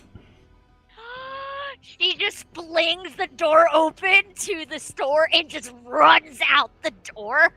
Yeah. Like launches herself out of Aiden's lab and heads out the door before Aiden or anybody can say anything. So Lester's the only one of them that really talks a lot. Jay and Tick, they can't. They're not mute or anything. They're just super insanely shy. She's like, my boy. So as you come running out the door, Lester's like, Mrs. Lady Rose? And he looks over at Jay and Tick, and he's like, "You guys told me they said she was the dead." What? And Jay kind of looks at him and says, well, they said she would disappeared and they didn't know she was coming back. If I was dead, your fealty oaths would have been broken to me. Tick looks himself over and he's like, I ain't never had nothing broken in my entire life. Bless you, honey. She's like, I missed y'all. She's actually crying. There is someone's clearing their throat behind them, but they're like a wall of meat. So Hi. there's no. The three boys are a wall of meat. Someone is behind them clearing. Someone's behind them. Boys, can you be an absolute dear? Somebody's trying to talk to me. The wall separates, and you see someone you also recognize. About 5.5 feet tall. Okay. Brown hair with gray streaks in it. She's wearing like a house dress. Is it Bess? Mm-hmm. My boggin, my midwife. Mm-hmm. And she's sitting there and she says, well, I'm glad that all the bullshit was bullshit. Hi, Auntie Bess. And she walks over to you and she she gives you a hug, but it's like not bone crushing or anything like that. She's just like, Rose yeah. Hugs her and she's like, I was told y'all were all crystallized. She says, everyone's been woken up in the past few days. So I don't have to go to the forest. No, everything here hurts like fire. I know. And most of us are losing. And she kind of steps forward. The word is a lot of us are losing more than we had. I know. We're gonna try to figure out what's causing it. And she says, it's thrown the entire realms into a panic. I know. And High King David being missing as well is not helping anything. No. Finn's missing right now, too. She looks at her watch. That didn't take long. No. And you were the one who raised him, so you know how accident prone he is. She just holds up her hand. What'd he touch? A magical telescope. That boy. Daisy's 18 now. So the temporal rift is in the other direction now. Time runs faster on that side. So where is she? I need to see this. She's on the other side.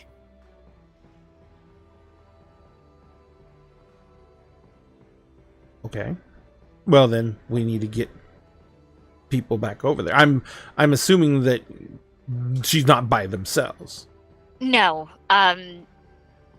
My wife and the rest of her council are there.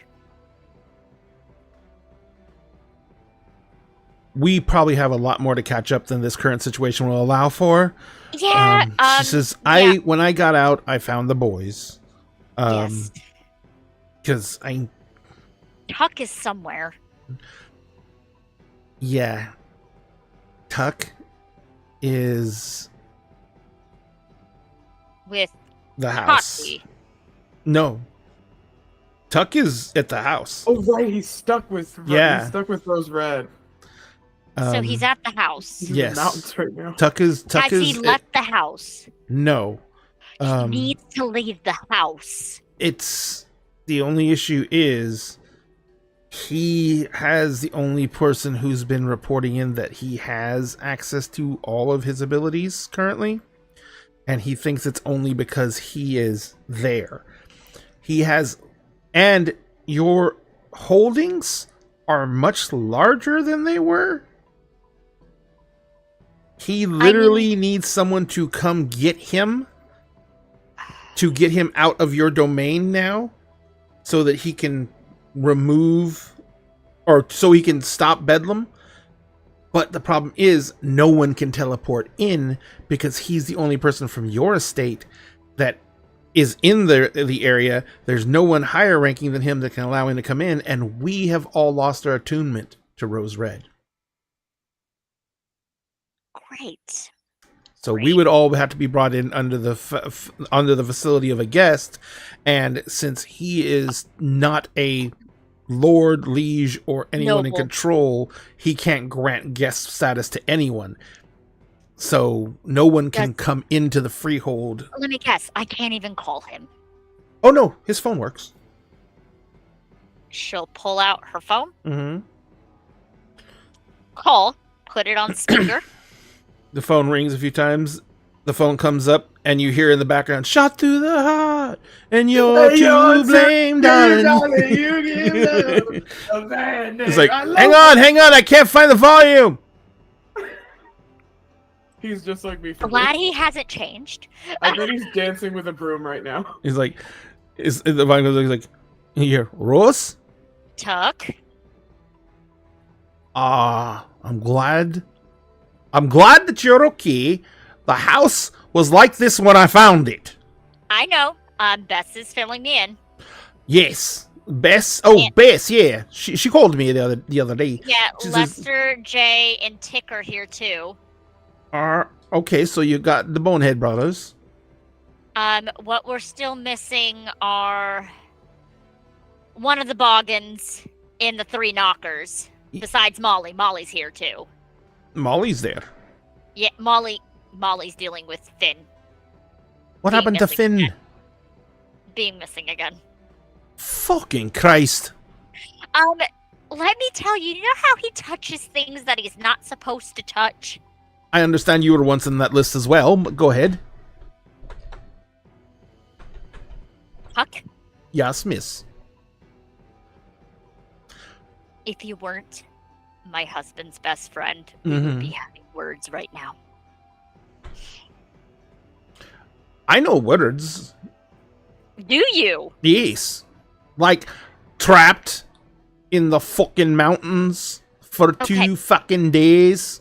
So, Finn got zapped up into a magical telescope. Well, fuck. Yep. I guess that's what he touched. Yep. Aiden's here. It's like, and unfortunately, Aiden's set of skills are not going to get Finn out of a magic telescope. No, so Molly's doing that. It's like, well, can someone come get me the fuck out of here? No, as much as I love Rose and as much excellent company as she is, I'm really starting to feel the nuts come Well, off the bolts, and I'm going a little fucking nutty here. Okay. I'll figure a way to drop him up here, okay?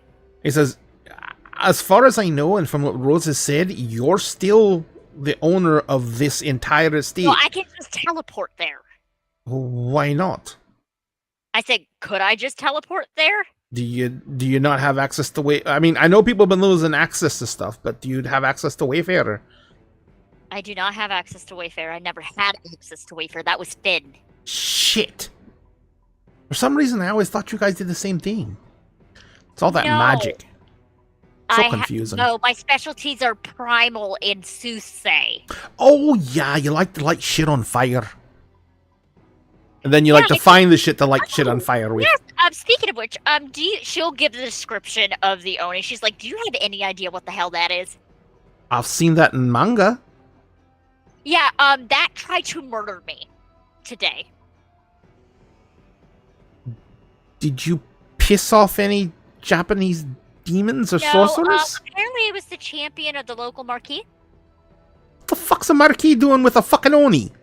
Well, apparently he thinks he's in charge. So he was a little bitch and sent an Oni after me. Well, I killed it. We're good. Don't think a Marquis gonna have access to an Oni. Well, congratulations, he did. High King David's missing again. Fucking fuck. No, sorry. Bess told me that. She said that they were trying to pull me into the hunting party. He says, but now no one can get out here to get me out of here, and I'm not going to try and trek all that way. If Molly can get Finn out of the telescope. If Finn can get out of the telescope, we can get you out there sooner. If not, I will have to drive several hours to come get your ass out of the goddamn house. He says, actually, you'll have to drive several hours and then ride a snowmobile. Ew. If they had left, if there was any snowmobiles out here, Wait, I don't. can Emery's open a gate into the house? I Aw. can teleport myself into the house, but I don't think I can teleport two people yet. I don't have that many dots yet. I need 4 dots in correspondence to take someone with me. Rude. Rude. He's like, I don't know. He says, Can I Tati I might order be able the could. to house to teleport. get I might be able to closer? teleport you by yourself, though. I could order the house to get closer. He's like, I wouldn't. What about the forest where we went to the event that one time? I mean, according to the rules, she put herself out here for a reason. It's Okay. too much pain for her to be any closer. All right. So I'll figure a way to get out there soon. Just go outside. I'm still on the estate. The estate stretches for literally miles now. Okay, go on a snowmobile and get on the cusp There, of the if there was a snowmobile, I would have left. Ask Rose ready to take a snowmobile.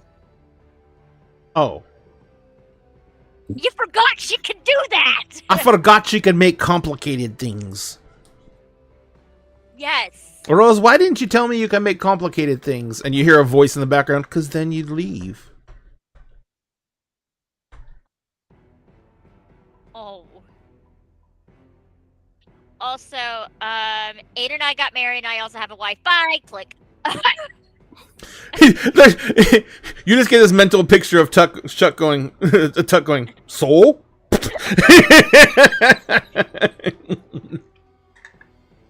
Okay, so Tuck is losing his marbles.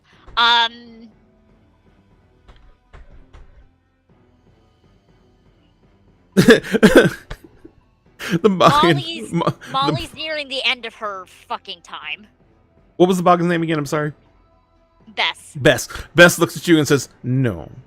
Tuck never had any marbles. Tuck is losing the small river stones that he carries around in a bag that he pretends are marbles. I was being generous.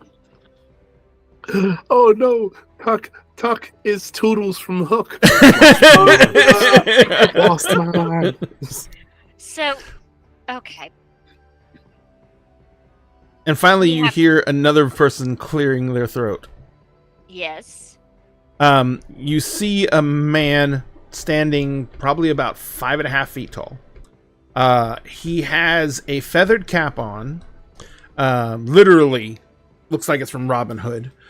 He is wearing green leggings, a poet's shirt. He has a longbow across his back. He has a quiver of arrows on his hip. And he walks up to you and he bows deeply.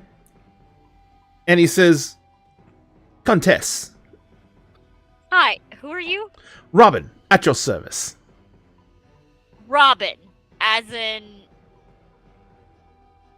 No, I understand the resemblance. No. My name is not Robin Hood. Although that would be fairly appropriate. No. My name is Robin Plack. Okay. It's like, I'm in charge of the hunting party. Got it. I'm sorry. My brain just associated you from Men in Tights for a brief second. Oh, I don't think... What is... I mean, I'm wearing tights. And I am definitely a man. It's a movie.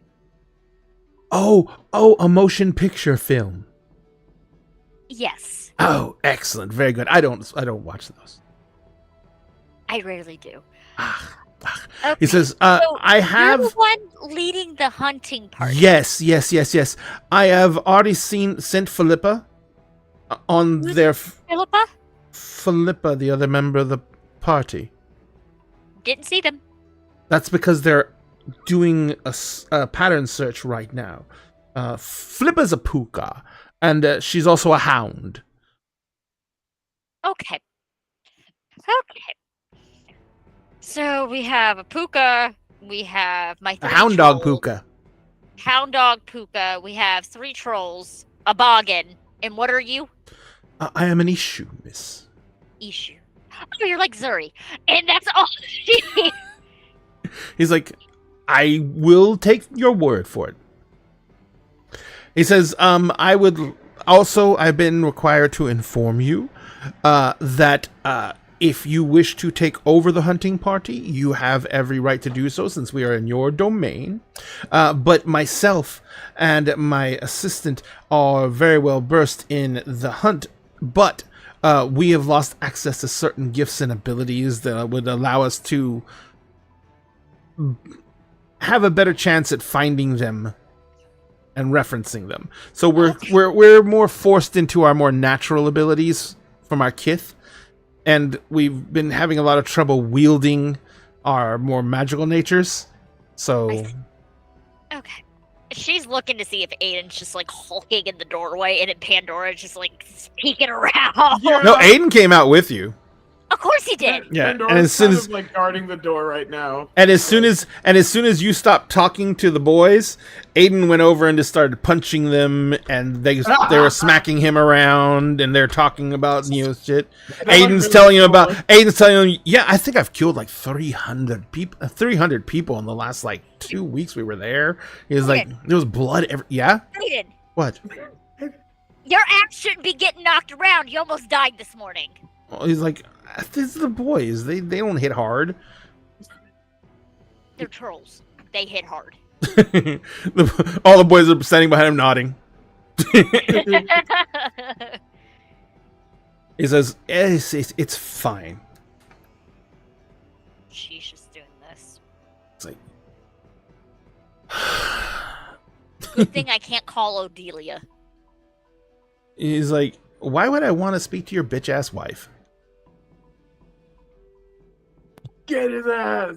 Get his ass before Pandora gets his ass for saying that. It's not even her wife. It's not even her wife, and she's pissed. Aiden and Odelia don't get along because Odelia often wants to like go full frontal and go directly into the enemy, and Aiden is basically he's your daughter's spy master. He always wants to have a plan and work things out, and so Odelia and he squabble a Okay, lot. I keep telling you, you two should just hate fuck once, and then y'all will be fine. He's like, just really, really, really rude of you to assume that we haven't, and it still hasn't worked anything out. She just Fair enough. okay.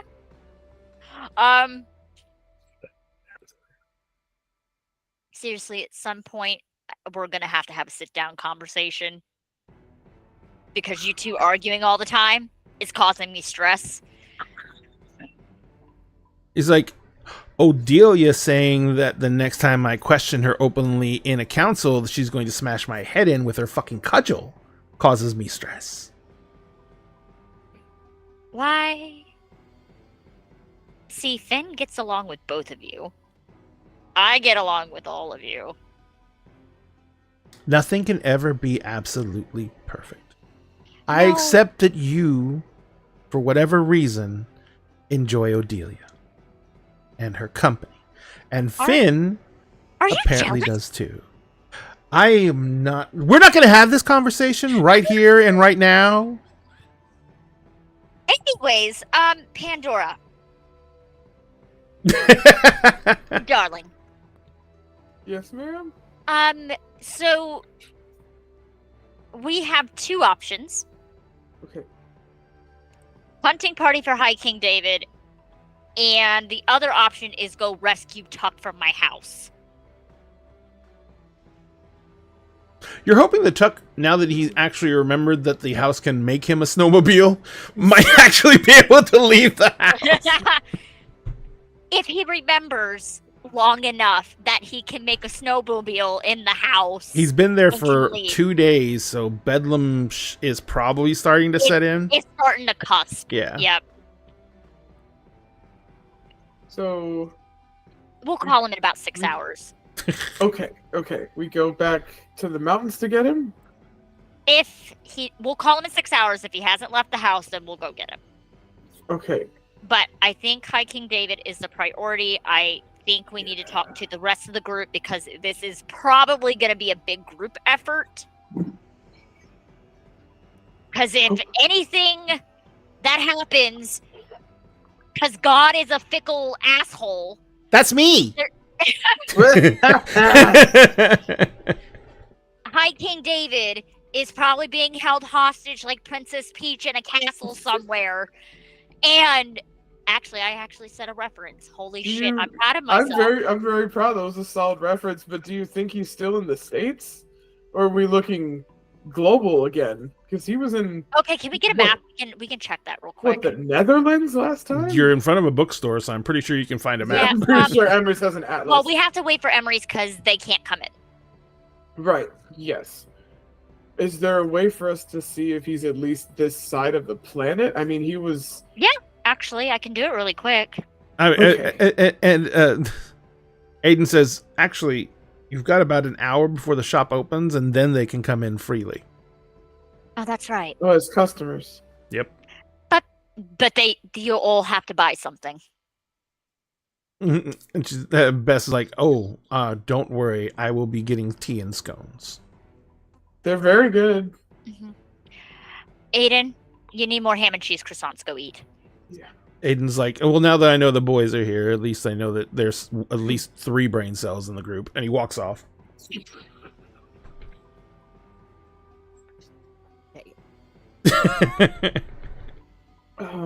Pandora, can you go check on him? Sure. 'Cause he's being grouchy for no reason.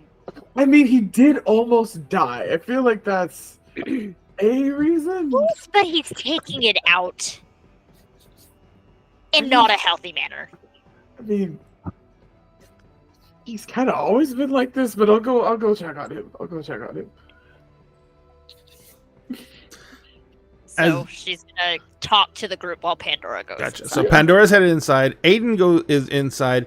As you, Fia and Bay, as you guys are downstairs, Basalt suddenly just like snaps upright in bed, Oh Jesus! and he's like, and he snaps up in bed. His eyes are still mostly closed, and he holds out his arms, and his whole body changes, and he is suddenly this huge crocodilian anthropomorphized human. He closes the door. Yeah. To the stairs? Please, no, look, okay, don't look, don't look. To between Bay and Basalt. Fia closes Please. the door.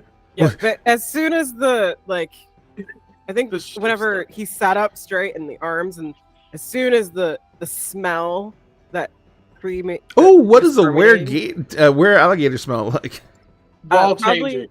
very similar to Fia's baseline of saltwater taffy. Mm-hmm. And I think what was it? It's like saltwater taffy and something else. Ozone.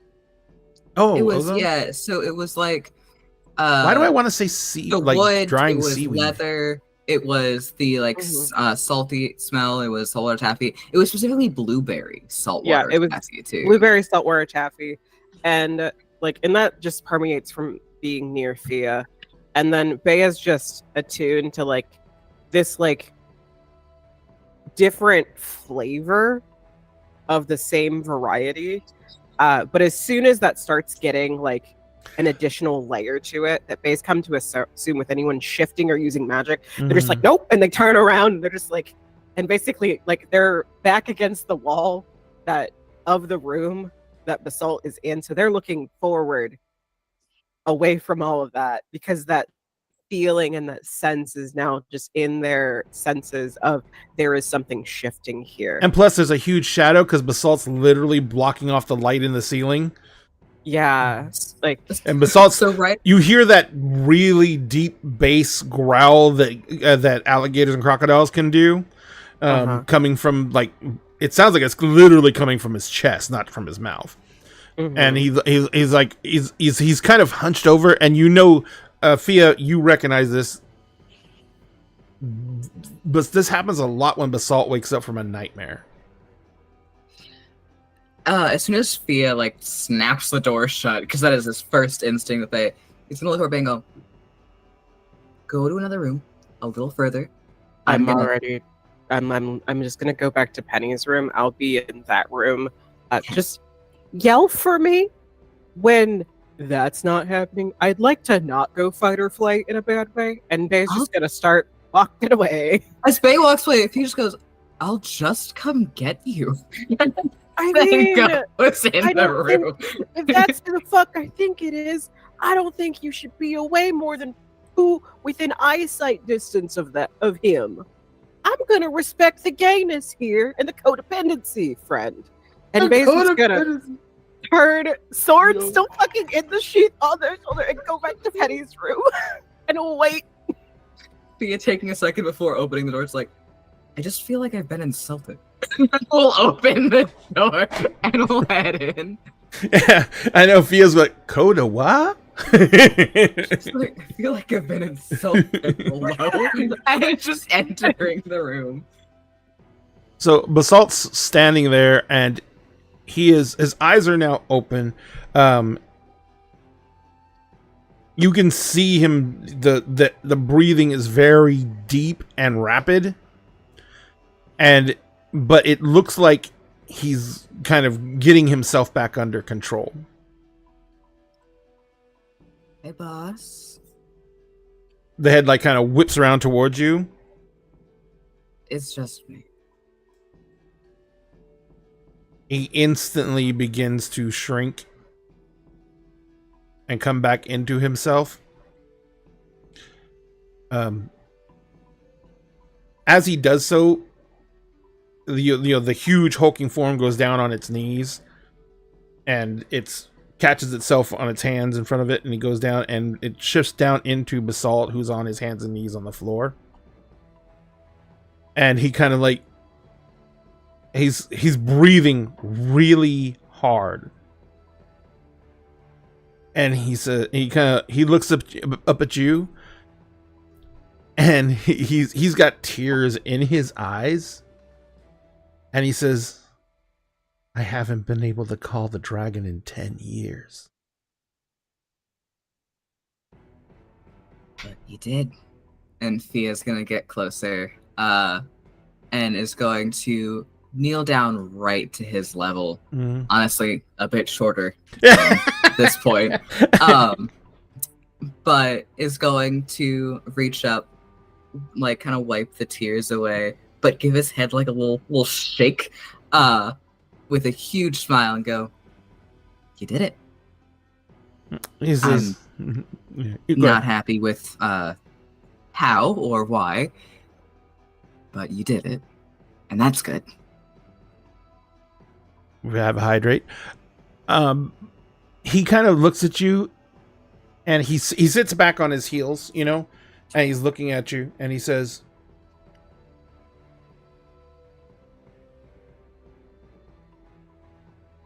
the Sea Witch.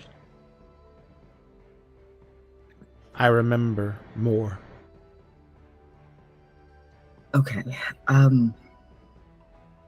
There's someone I would like you to meet who actually might be able to help us, if that's okay. He's like, Well, you've technically known about her longer than I have.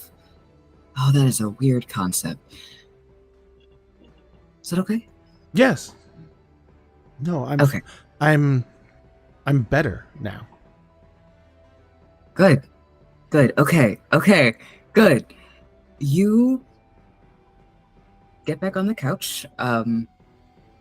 Make sure you're okay, and I'll bring some water when I come. But I'll be right back. Mm-hmm. And Fia will give him a little kiss on the forehead Mm-hmm. before heading out the door. And will first head to where they know Bay is and give it a little knock. When you go to give him the kiss on the forehead, just like instinctively, his hand comes up and just is on your cheek. And then as you go back, like he just lets his fingers linger and run off your face as you letting your motion draw his fingers off your face. There's a little bite at the end. We'll go to Bay, where Bay is, and give like a little knock on the door. Bay's just gonna. The door is not completely closed. It's just more so that like they said it's like just shout for me. And and they're just like texting. This is when the text to Emrys happened, and as soon as got like the no context, sure, Faye's just like, you just hear Faye say, okay, and then opens the door. I think Emrys gave me permission to become Geralt from The Witcher, which you don't know that reference yet, but we'll fix that later. Perfect. Are you guys done being whatever? You can tell by the feel that he's not in that form right now. And you felt the other change too, which was nowhere near as heavy as the first one was. Mm-hmm. It's, but then again, that's usually the way it is when they shift back, because they usually shift into that form when they're already angry. Mm-hmm. So we're good? We're all good. I'm not going to bring you back into something that's not going to be safe. I appreciate that. Do you know where the really tall redhead is? No, but I'm going to have to get a glass of water for Basalt. So on our way, we can probably take a look. If you see Holly, who is the very tall redhead, tell her I'm looking for her. Okay, will do. There's actually something. Would you mind coming to talk with Basalt with me? I don't know where your area of expertise lies, but there's something you might be able to help us with, if you're willing. I obviously don't want to presume. Oh no, I'm so game for this. You have this man tattooed on your back, and I've been waiting to meet him. I have more than just that, but we can talk about that later. And Fia will head to grab a glass of water for Basalt. Bay is going to peek their head out the doorway and just say, it's like, I am armed with a sword, but it is not a weapon. It's just something I'm researching because I'm very nerdy. Fia will go, I can tell it's silver. That's a no-go for us. Just keep it sheathed. Yeah, I'm not whipping this thing out like a dick. It's fine. Perfect. From like actively pouring water. And so like Faye just like walks out and it will maintain decent distance away from Basalt and just be like, hi, I'm Faye. It's like Basalt. Yeah, if you know who Kilgar is, Kilgara and I made a deal, so I'm helping. I don't know of Kilgar. Okay, cool. He's just some magic dragon shit. It's fine. Fia will actually kind of lean back over and go, he actually knows of you already. You just need to actually meet, and you're not an enemy now. That's awesome. We have established that. Gotcha. I was sent here to look for Fia. And we were given information of what you all looked like, who you were. We weren't given any information of when we would find you, so we've been looking for quite a long time. And we are just doing everything we can. Well, thank you very much for the raid. We're doing everything we can to keep an eye on and out for all of you, because you were the only references we had for finding the captain. So we've been watching you. Am I at least entertaining to watch? Most of the time, you're very boring. Yeah. And then there's those few times when you're running around screaming, and that's hilarious. Yeah, that sounds like me. I'm not gonna lie. We didn't know if you were the enemy, but we had assumed you were because we were told so. But we also knew that your group was the only way we would be able to find the captain. Did you watch me while I was sleeping in my car?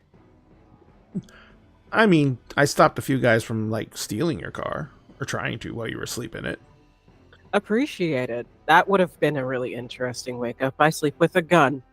Yeah, well, it was also be very inconvenient for us if one of the only resources that we had to find the captain suddenly got killed in their sleep. Valid. Much appreciated. I thank you retroactively after the fact. But thank you. That's actually really appreciated. And Bay is going through this existential crisis for a hot moment of I almost died in my sleep again. And then they come back again. Zone back in. So shifter, right? Myself? Okay. You both of you, correct? I am a shifter, yes. Dragon shifters. We are the blood of the dragon. Dragon. I am the blood of the dragon. The big thing is, yes, let's just leave it. It's complicated. Yes, I am I am a shifter that turns into something resembling a dragon. But not a dragon. It's very complicated. He is gonna come back in with a glass of water, hand to us all, and go, "It's really not crocodile." Oh, damn it! I put my bets and my head on dragons. You're not technically wrong, though. We come from the same strain, dinosaurs, dragons, leading to us, and we can remember all of them. Well, most of us can. Some of us can remember more than others. The both of you taste like saltwater taffy, if you know what that is. So you've tasted us? I vaguely explained my magical allergy to you, I believe. That must be horrible. It is. I live with it. It's fine. It's also a warning system sometimes. Like whenever one of you decides to shift, which, hi, I'm human, very squishy, very much. Whenever Fia met me, looked at me, and clocked me as not supposed to probably be in this existence scenario, and say, "Why the fuck are you here?" But much nicer. But it yeah, really wasn't. She's being really nice. It does. It's fine. It's true. It's valid. Basically, I'm a hunter, but not a hunter. I don't actually kill the supernatural things. I usually kill the things that are trying to kill the supernatural things. So I'm a very big stick up most of the hunters' asses that's trying to whirlwind them out of existence if I can. So you just went through a conversation where you became lunch and then got taken off the menu. That's usually what happens. Okay. Was never on the menu, but thanks. I've been called a snack. Once I was called a whole ass meal. I was also called this by a vampire. So I'm the double meaning was in fact there. I have been on many menus. Nothing has succeeded to eat me yet. That was not consensual. I love that Bay is like joking, taking a try, and Fia's like, hard boundary, don't try it. It's fine. But yeah, I'm kind of allergic to magic, but not at the same time. It's just the way that it manifests with me personally. I have associated tastes and smells and senses to certain things. For example, Pandora, who you met, who is a guru, basically reminds me of Red Hots with an herbal taste behind it. Emrys, who is the mage, is more so something like Pop Rocks, if you know what those are. It's a candy. Oh, well, no, he would. Yes. Pop Rocks with like ozone. And then the Fae, they taste like someone tried to deep throat a pixie stick. So wow. Does that get the salt that to is laugh? very Is that the thing specific. that makes him laugh? The salts kind of looks at you, Fia, and is like, very interesting crew, Captain. I mean, they're not mine yet. I just got here. Fia, hands up fully, like, I've just gotten here. Somewhere I in the barely know pocket where my ass dimension. is. Right about Somewhere in this the pocket time, dimension, the OG crew is like, what the fuck? right about now, Finn is Aiden is coming downstairs. As he's coming downstairs, he gets to the bottom and he like literally teeters for a second, like falls against the wall, and then looks at Fia and says, "I'm fine," and pushes himself off the wall and goes stomping off down the hallway to the bathroom. I don't know why you insist on lying to me, but have a good piss. Go piss, girl. Go fucking piss. Pandora, you said you were following Aiden? Yes. Yeah. He doesn't go get his sandwiches or any of that. He just goes straight downstairs. Okay.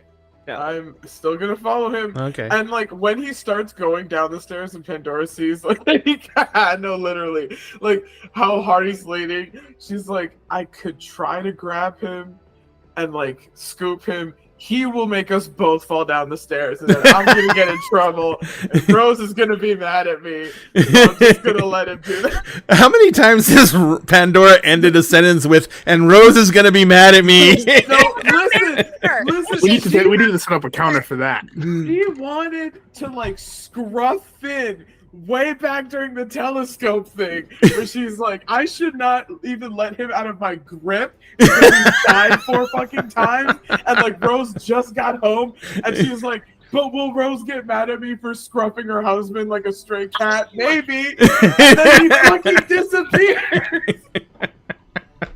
I could scruff him. He's a twig. He doesn't even weigh that much. I could have thrown him over my shoulder like Fiona, and I should have. Whenever whenever Aiden, I can't remember which husband this is Aiden. Sometimes. Whenever Aiden, Husbands. He's our dark and broody husband. Yeah. he is the dark and broody, The husband and the golden retriever husband. literally. Whenever he makes his way down the stairs and has that interaction with Fia, Bay just turns to Basalt and points and says, "Pixie stick. Kind of an asshole, but pixie sticks. Once gave me drugs. Very good drugs." Yeah, very good. And then Pandora walks in, Red Hot's buddy. Also my scary guard dog, who I think would basically murder anybody if anyone tried to come near me. Absolutely. And then sees the interaction happen and just says, "Pandora, Yeah. I need to talk to the frat boy. Can you make sure I don't bite my own tongue off?" Sure. Oh yeah, because Okay. he's pretty. Yeah. No, she needs to talk to Apollo, Oh. Yeah, that's the frat. Yeah. frat boy. A different frat boy. We're no. mulling around frat boys at the moment. Then realizes that probably Fia and Basalt don't have context for this. Yeah. And so they will then pull back their bedhead that is just getting progressively worse as days go by. We gotta give Faye a wash day and like braids, maybe. Scrub shit. Pulls back their hair, shows off the laurel leaf tattoos, and then turns around, and they have basically a giant sun at the base of their neck that the laurel leaves are actually coming out of. And just they turn around and both of them point at it, and they say it's like Oracle of Apollo. But the sun god, kind of a frat boy asshole, but he's my frat boy asshole because apparently he calls me his daughter. I don't know. That doesn't help the fucking daddy issues, but whatever. So, Oracle, there is something I'm going to ask you about at some point. Sometimes things come out of my mouth and they just have to happen. I have no control over this. That seems like it'd be something up your alley. Okay. Or am I getting this wrong? Context? Sometimes I say things without meaning or intending to say them, and they are true. That is pretty much all the context that I have. Do you like seize and your eyes roll back and you start like shaking and shit, or do you just? No, I just speak. Oh, you got Okay. the better version of that. Well, Man. if I try not to, I have in fact bit off my tongue before. And I don't Basalt wanna do just that like anymore. totally deadpans, like it grew Oh, back. Oh, of course it grows back, but that No. still sucks. We got better. Pandora, Ugh. crocodiles. Oh, yes, I saw them in the sewer. Very big. That's where I was, by the way.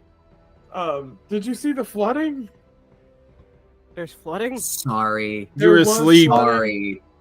Sorry. I took a nap and then I got hyper focused with the sword. This sword has like weird writing on it. I can't read it. It's not any of the languages I know, so I apparently need to do more nerd research. But I'm also kind of thinking Emrys could probably help me with that. Like, look, Emma speaks every language at this point. Like, Basically, no, I mean, he could identify like Aramaic and shit. Like, it's he'd probably be the best to go to. But what was that shit on the warder's body that he managed to pick up on? Fucking I don't remember. some weird ass language, and I'm just like, I didn't know what the fuck that was. I didn't even know that was it's a dead language though. Oh yeah, no, he's got a few dead languages under his belt, just in Uh, case they come back. He said, just just in case. I took a picture of it. I can probably find it. Yeah. Thea, did you show Basalt the pictures that we took of your back tattoo? Oh yeah. Oh, we could give it. Well, No, because I have the tattoo on my back, and basalt was a key element in creating it. They all were. Valid. he actually took one of Fia's tattoos and carved it into my door, so I have to go to Lowe's before my landlord gets pissed off at me. You know where Basalt. Holly is? Basalt says, "Oh, by the way, Captain, frat boy, Orem."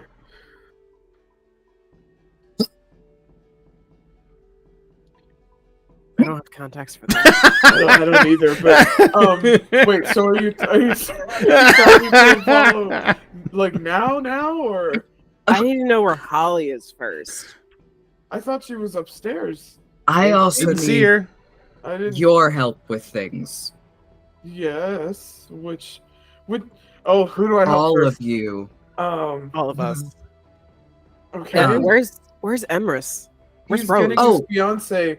Rose is Nonsense. outside with some of the people from her freehold. They got uncrystallized. It seems like Oh. everyone's got uncrystallized now.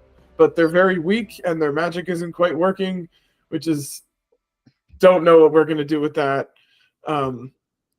But she's outside. Aiden was supposed to watch her, but I'm supposed to watch him just in case, so... I don't know.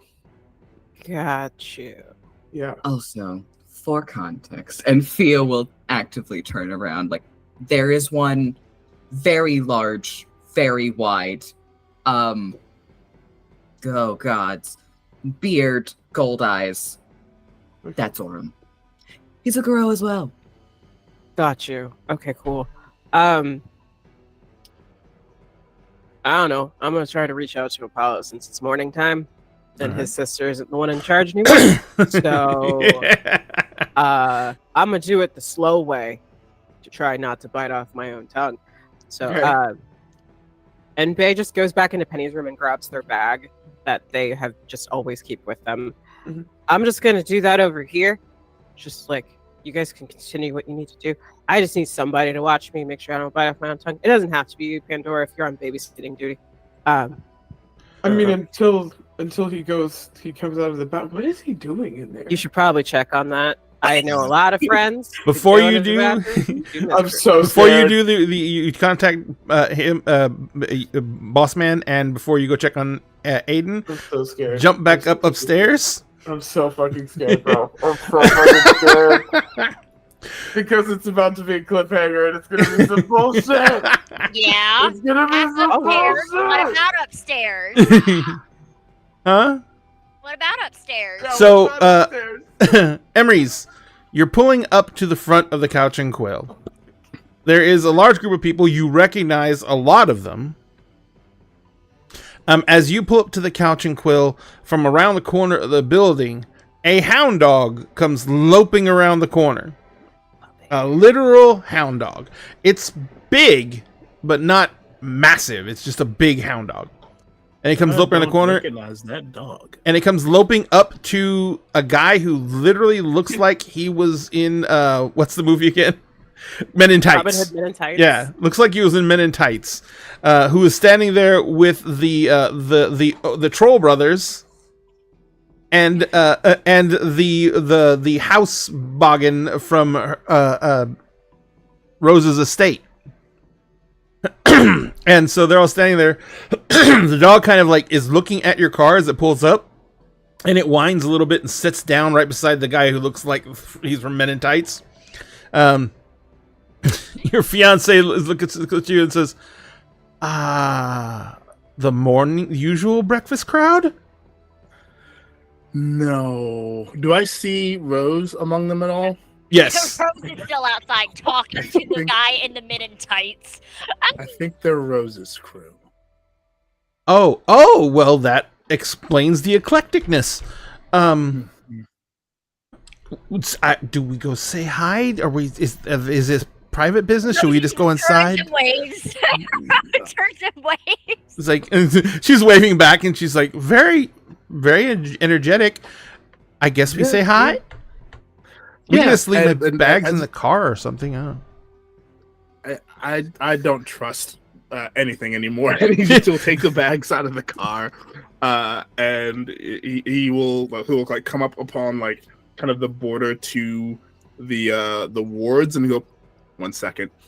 He'll put a hand out through the warded area, and he'll put a hand on her, and he's gonna attune her to all of the wards in the house. First fucking thing. Of course. He's not fucking around. Oh. Oh. Yep. Okay. Yep. And she, in the meantime, though, as soon as he does that, instead of going inside with you, she turns around and walks right back up to Rose. And she actually properly curtsies. Oh. And she says, "Countess." Oh, you don't have to. Oh, I know, but it is also not a have to. It is we give proper respect where proper respect is due. And she great. Rose just smiles and just gives a look to Emery. He's like, the council could have done that, but the council didn't. Okay, like, I know it's John back. Do you want me to go off about the council right now? Is now the time? No. She reaches over, she puts a hand on Emery's arm, and she says, "Valerie Deyal," and she holds out her hand to Rose. Rosaline. He says, I hope that I haven't thrown a monkey wrench with my unexpected visit. I know that you all have a lot to deal with. Emery's mentioned you would be arriving soon. Yes, I'm still not entirely sure how he got that information, but he has his ways. I was hoping for a surprise, but this will be just as good. It's like, but it is a pleasure to meet you. And this is your court? A good chunk of it, yes. Emery, you'll get a giggle out of this one. Oh? So you know how Tuck is stuck in my house? Yeah, yep, I remember that. He forgot that Rose Red can make things. And So could have he's- left this entire time. So he's been stuck in Rose Red for 2 days, and had conveniently forgot that he could ask Rose Red to do like Make a a snowmobile. snowmobile Yes. or like a robot or something Yep. that could carry his ass down the fucking. Okay. Yep. That, you know what? No, that kind of tracks. It is Tuck. Yes, Aiden is grouchy. Warning. When is he not? More so than usual. I mean, he did almost die. That'll kind of take the piss out of It's anybody. not doing his unsale legacy much benefits. He's getting Could more he be beastie. doing that? He's getting more beastie than normal. Has he eaten anything? He ate 4 ham and cheese croissants. Should he have 4 of them? Should he Yeah. have more? He should, but I'm pretty sure he's probably sulking in the bathroom downstairs and is trying to figure out a way. Do you have a bathtub downstairs? There's a bathtub in the guest bathroom, yeah. He might be trying to figure out a way how to fit into the bathtub. Through not the door, Pandora hears a that muffled big. Just crawling in my skin. But Actually, are you going to the bathroom door to listen? Yes. Okay, I'll tell you what you hear in a Check second. on him. he's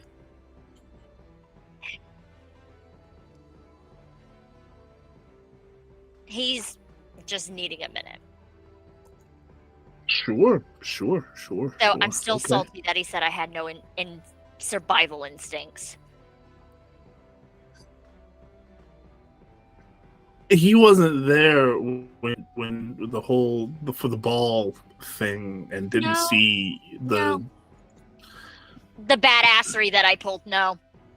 yeah. No. You and he have gone into combat together. But we have gone Haven't you into gone combat. into combat? I was just gonna say you haven't Yes, gone into combat together. he's also salty because I brought up our wife that he's having issues with right now. The wife is new. Wife? Yeah, she's a swamp maid. Technically, she's your wife, and I don't know, Finn's wife. He didn't join in that little matrimony thing. But she's like our wife because it's just easier for her just to. Oh, you've got Finn, and you've got Aiden, and you've got a wife. Yep. Right on. Yeah, she's. You know how sometimes on occasion I go head first into things, but I usually really calculate before I go into head first into things? You usually tend to have some kind of plan beforehand, sure. Doesn't. And it pisses him off. Also, Odelia actively pursued you, even though you were married to 2 other men. Yep. And she basically, when it became apparent that, you weren't going to do anything without approval of the other 2. Correct. She then actively pursued your husbands. Finn was on board, but as I said, Aiden and Odelia do not see eye to eye on much. It's possible that she reminds Finn of what you might be without forethought and how dangerous that might be. And so, I mean, I'm not a psychologist or anything. No, but that's it's a the vibe I get. It's a conversation him and I are going to have. And if he is willing, once we're able to express healthily what is the issues. So group marriage counseling then. Yes. That's what I'm hearing. Once you guys get Throuples counseling, yeah. Because Poly I like counseling. open and honest. Quadruple? Yeah, poly counsel. Yeah. I like the open and honest communications. I don't like it when my partners are upset. I don't like it. It makes me upset. But other than that, how do you feel about hunting for Hiking David later?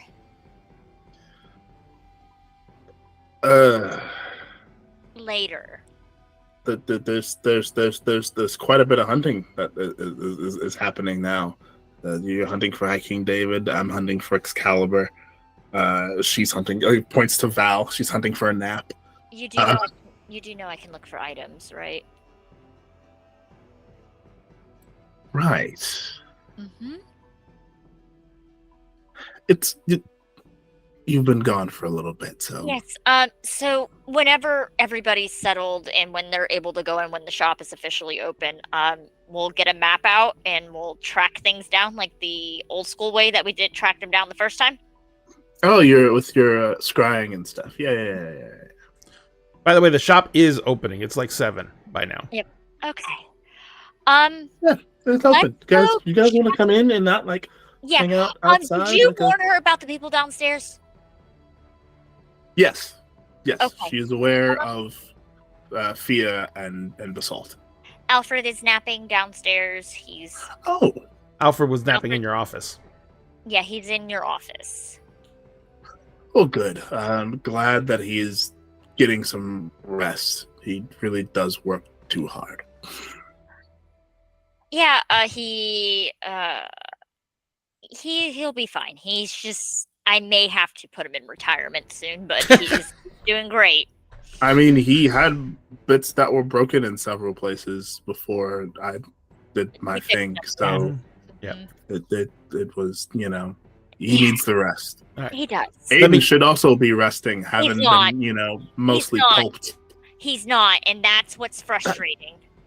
Speaking of Aiden, that shouldn't be surprising to anyone. let me cut over to Pandora, who is listening at the door. Pandora, as you come out the door and you kind of doing the whole putting your ear to it and listening it, with your heightened senses, it's not hard to hear. You hear someone retching. Yep. Yep. I'm calling Rose. You call Rose. Rose, your cell phone I know rings. she's right upstairs, but like I don't want to leave just in case something more concerning is audible. She'll answer the phone. Yes. I don't think he's doing very well. She's booking it in the house. So everyone else is sitting in the living room area. Oh, here's- The patter of Rose's feet down the stairs. She comes No, running she by. doesn't even run down the stairs. She just launches down the stairs. So are you just gonna barge into the bathroom? Yep. All right. Oh. The door's not locked. And Finn, by the time you get down there, Finn is Aiden. laying Aiden. on this. Aiden's laying on the ground between the toilet and the tub, and he is just laying there. You can see there's a little bit of blood coming out of one of his ears. Honey. Oh, fuck. When he hears your voice, he kind of tries to turn his head to look at you, and as his eyes open, one eyeball is dilated out to fucking here, and the other one's a pinprick. Oh, Whoopi. She's gonna pull his head onto her lap because she's sitting down. And she's like, "You're coming down, aren't you?" And he looks up at her and he says,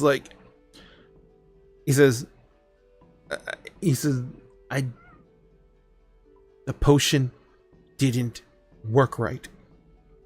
Okay. It made things worse. What do you mean worse? You were fully healed. What is going on, Aiden? My head feels like it's going to break open. And I Why? can't. And you notice Aiden doesn't have a seeming. He's like, I can't access glamour. Aiden? I know who I am. I know what I am. Did he knock the seeming out of you? He's like, no, I was fine when I woke up. He says, my head was hurting more and more and more. So I took one of my little healing potions. And then it just didn't work right. It made me feel better for a couple of minutes. Like, but then it started getting worse. He said, then I got nauseous. You're gonna have to go back. He's like, I don't know what's happening.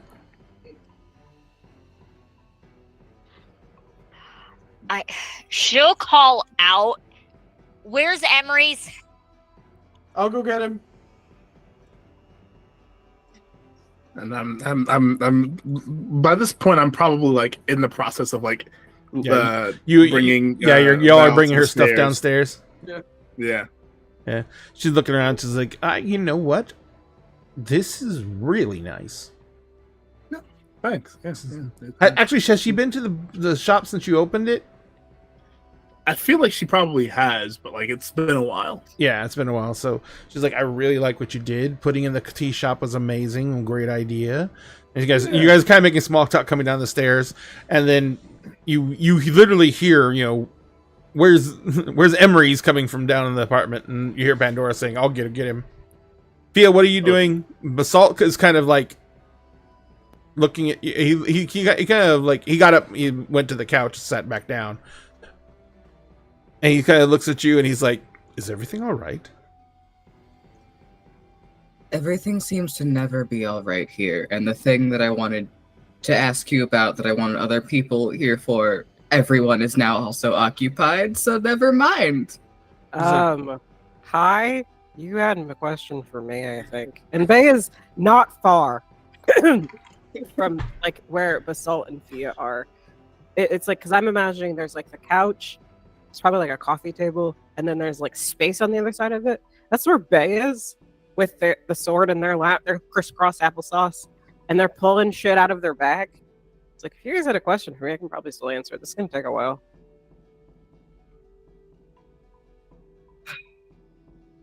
Sorry, I as a player am struggling at the moment.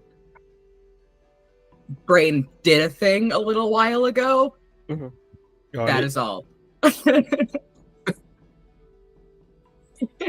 Yeah, Bay's just pulling out like crystals and things and like little trinkets and basically placing them in a certain order, and is basically doing like a more like calling collect to have a conversation that won't end in a seizure with Apollo and End in a seizure. In the eventual future. Instead of using pinpoint or instead of using like any of their abilities, they're doing this the old-fashioned way. Oh, gotcha. And so it looks like a random smattering of tchotchkes from like what Thea and Basalt would probably see. That is the correct answer. Hello, you've reached the Apollo hotline. He's busy shredding right now and cannot answer. Please contact later. Hey, last night. 1 second. So that's basically what's going on, and Bane's just kind of moving things around and sort of like moving. It's like, that's not right. I'm gonna put that here instead. And that's just kind of what Bay is doing at that moment, and just watching Thea and Basalt interact together because they're very like interested in seeing how this dynamic is playing out. Thea has this whole ass man and other people tattooed on his back. Like that means something. That means something. They're next level gay. Like they're like They're a level like- of gay that like we can't even perceive. Like This is above like Jane Austen, like Mary and Percy Shelley. This is above like the Bronte sisters and like all of the gay that Bay knows of culturally. this is like 8th dimensional homosexuality. Like this is Literally. advanced. This is PhD. advanced PhD level This is homosexuality. eldritch level gay. This is eldritch level gay. Like, Gay of mythical proportion. like Fia is the gay that we all descended from. Like Sappho is the Ancient lesbian. the ancestral gay. The ancestral gay. Ancestral. Oh my gosh. Oh no, Eldritch Terror gay. Eldritch terror gay. Yeah. I think the gay jokes fixed my brain. Yes. The power of gay. Power of advanced gay. But Bay's still paying attention to the both of you, and like Bay's attention is just you. I feel like Fia's pretty decent at reading people because he's in a crew of a bunch of people at one point. Yes. So this would look very similar to if you know somebody who needs to multitask, but it's also kind of that feeling of like, I don't know how to help in this situation. I'm kind of borderline useless sometimes, but I know one thing I can do. I can listen and I can work on something that I know about.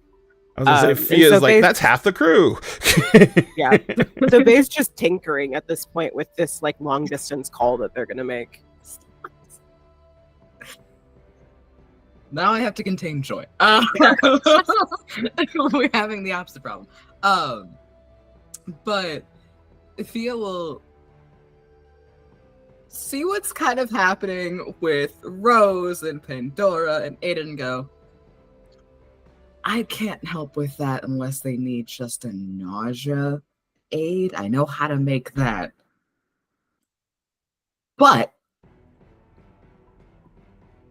okay. Fia's gonna go over to Basalt, gonna plop down right in his lap. And just finally lounge. And Sophia is very relaxed, and Fia always has like a smile on his face, but it's like it doesn't click until he melts into Basalt's lap how much tension he's actually like constantly holding in his body. Like his body is a constantly taut bowstring. Like he is set to go constantly. It's how he was able to just noop in front of Aiden so fast.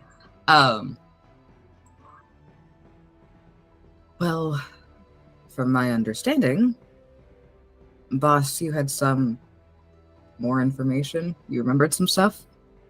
I He says, and he kind of like gestures to where Rose and Aiden are, and he says, "The Sea Witch.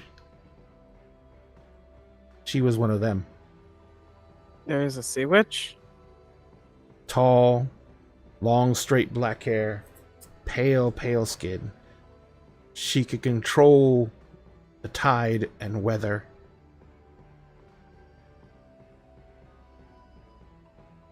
But like them, very, very pretty."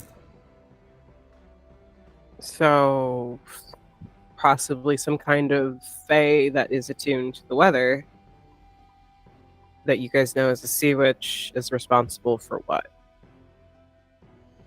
She said that she was the queen of air and darkness. Which I think that they might know mythology shit. Can I make it? Hold on, my sheet's being weird. Come on. Sorry. I think your southern came out. Let's see. Could I make an occult roll for this? Absolutely. Shoot. Is it an intelligence occult again? Yes. A cult. There'll be a cult.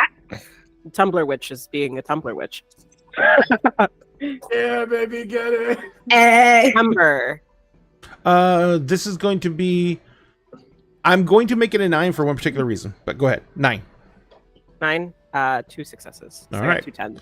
But I don't have a special. There is a lot of references to the Queen of Air and Darkness, but the most common reference to the Queen of Air and Darkness is a very constant one in lore, and that is it is another name that another title that Mab has.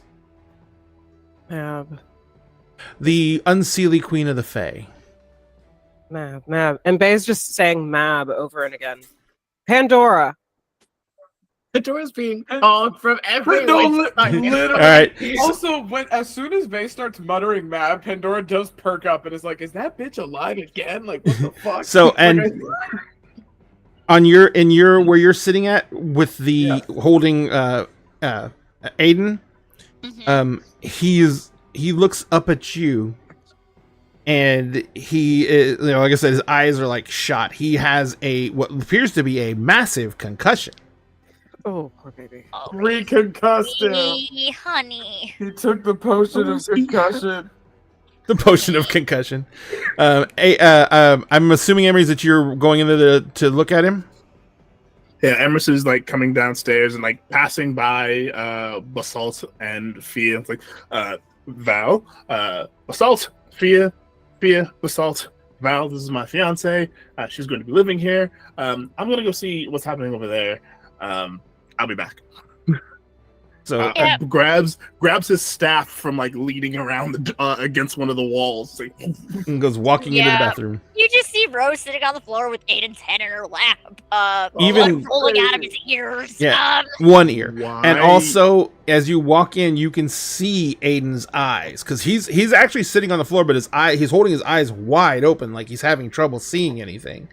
And like you can Why see is that this man I just healed, bleeding, and has what is happening here? His seeming's gone. and Aiden looks kind at of Rose, looks at Aiden. his head's almost lolling now, like he's having motor control issues. Aiden. And he looks at you and he says, "It's not gone. I know who I am. I would not know who I was if it was gone."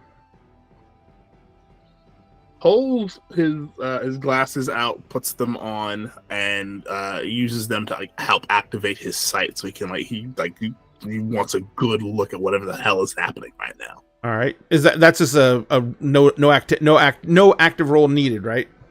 No. Okay.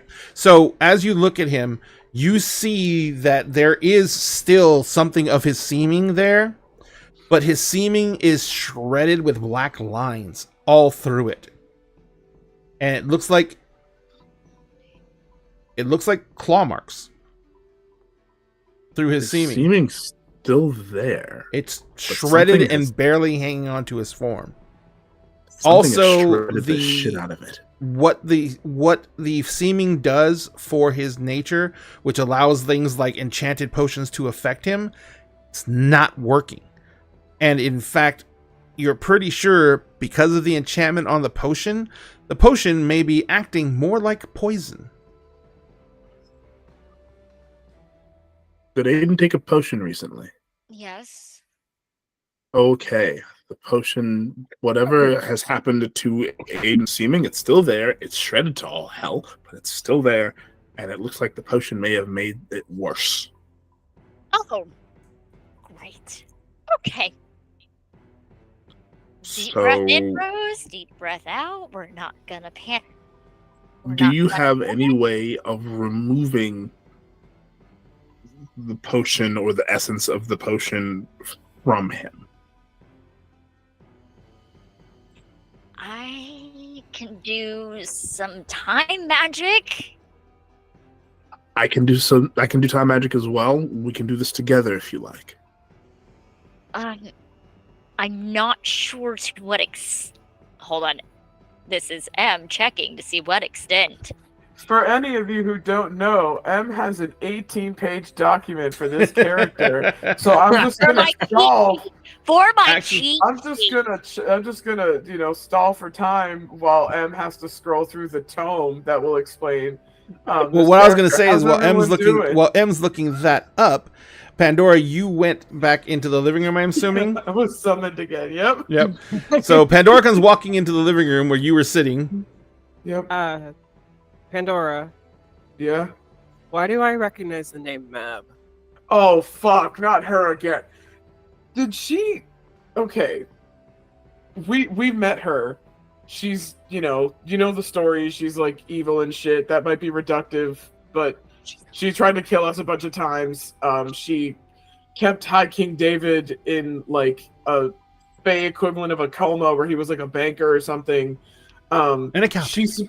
She's supposed to be dead and supposedly reincarnated into Rose's daughter, who is in another dimension. But I wouldn't put it past her to fucking resummon herself or some crazy shit. I mean, High King David's missing again. It might be her again. I don't know. Basalt puts up a hand. He's like, this didn't happen recently. This happened hundreds and hundreds of years ago. Oh, okay. Then yeah. I mean, what did she do this time? What happened? She gave us a way that we could find the captain when he reemerged. Yeah, we have differing opinions on, or memories on what happened to them, to my crew. Okay. I disappeared. To me, they vanished along with the ship. I wouldn't put it past her to fucking two-time y'all. I mean, she did it with High King David. He disappeared from his kingdom and, like, she was the one who knew where he was and put him in a place where he couldn't be accessed or found or anything because everyone was fucking allergic to where he was. And she knew that. Even if she's not around now, then yeah, that sounds like her. It sounds like something she would and could do. Do you remember whenever we went to go have dinner at Rose's and I got put in timeout and I told you afterwards that I had a vision Yeah. of a beautiful woman with a golden crown kneeling in a bassinet. And then you guys told me that sounds like Mab. But there's also was something about Emerus has some kind of stone. Right. But he's oh no. What? Stone had Mab's soul in it, remember? Yeah. Sorry, my dog is tweaking. Hold on. Go this way. I'm about to break a rock. Yeah, so About to eat a rock. we could ask Emerus when Aiden's not like throwing up blood anymore. He's hurt again. Huh. I don't know what happened to him this time, but yeah, we do have a stone that's connected to Mab. Yeah. So maybe you could talk to it. I mean, okay, wait. Didn't you explain Basalt that she put the crew in this like kind of timeout dimension, like a pocket? That's a question for the GM. Yeah. That was Basalt, the way Basalt described it. Yeah. Mab, if that was Mab, but the sea Yeah, the witch sea gave them witch. a way that they could survive. All the crew could survive long enough to find you again. Certain members of the crew who are very long lived were picked to go what they said called ashore and spend time in reality, starting from the time period where Mab said the range of time where you're supposed to awaken, and they would spend time onshore watching for you, because Mab told them who, Mab told them where, but she could not specifically, under a gauge of 100 years, give them a when. Yeah. So they were waiting. They kept on coming out and staying out for 10, 15, 20 years, and then going back to the crew, and then another crew member would come out. So they've been rotating that out for like who knows how long. Right. And so because I know about Horizon Realms and all of that, I understand that those can kind of be places out of time. I know that the dreaming can function that way, the deep umbra can function that way. I'm just sorry. Everyone's been calling me around for stuff, and I'm a little bit scrambled. But It's okay. what Okay. I'm trying to get at is if she's dead or in timeout or waiting to be reborn, or if she has been reborn, would that area that she made still exist? Would it be tied to her? Because in that case, the crew might have just been kind of plugged out of it. That would be a question for the casters. I can't answer that at all, but I will offer, and I will motion to the tchotchke Yeah. plethora that And they are. Pandora's gonna look to Fia and be like, I'm so sorry, sir. I met her a couple of times. This is just based on what I understand, but it's not. I don't understand much. You are totally fine. If you have to call me an honorific, please call me Captain. Okay, Captain.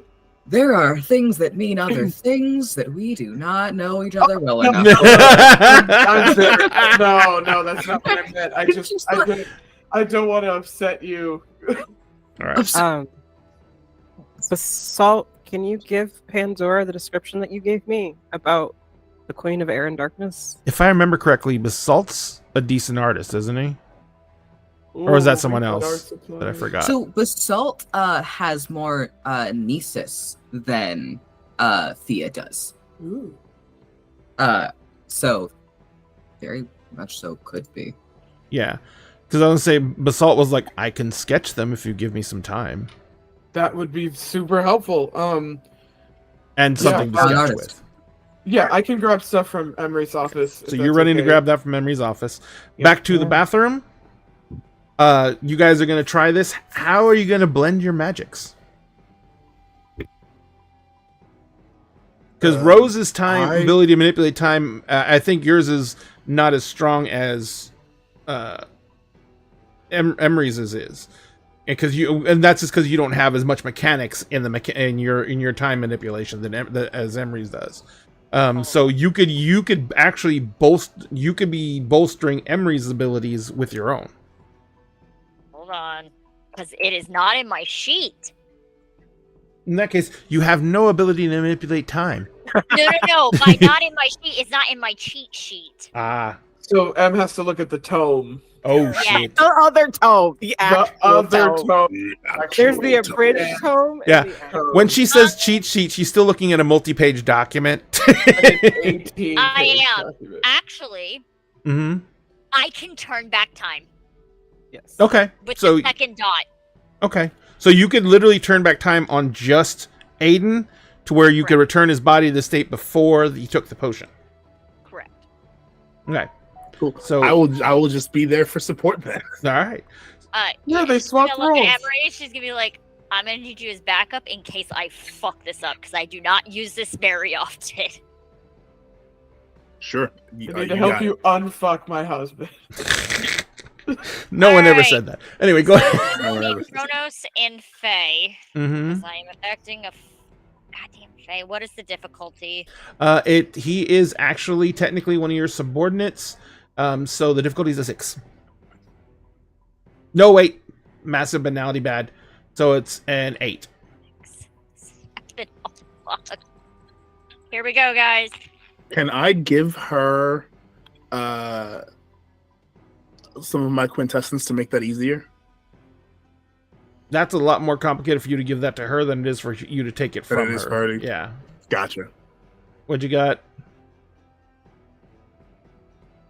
Did you botch? Emery's? Yeah. You're gonna need to unfuck him.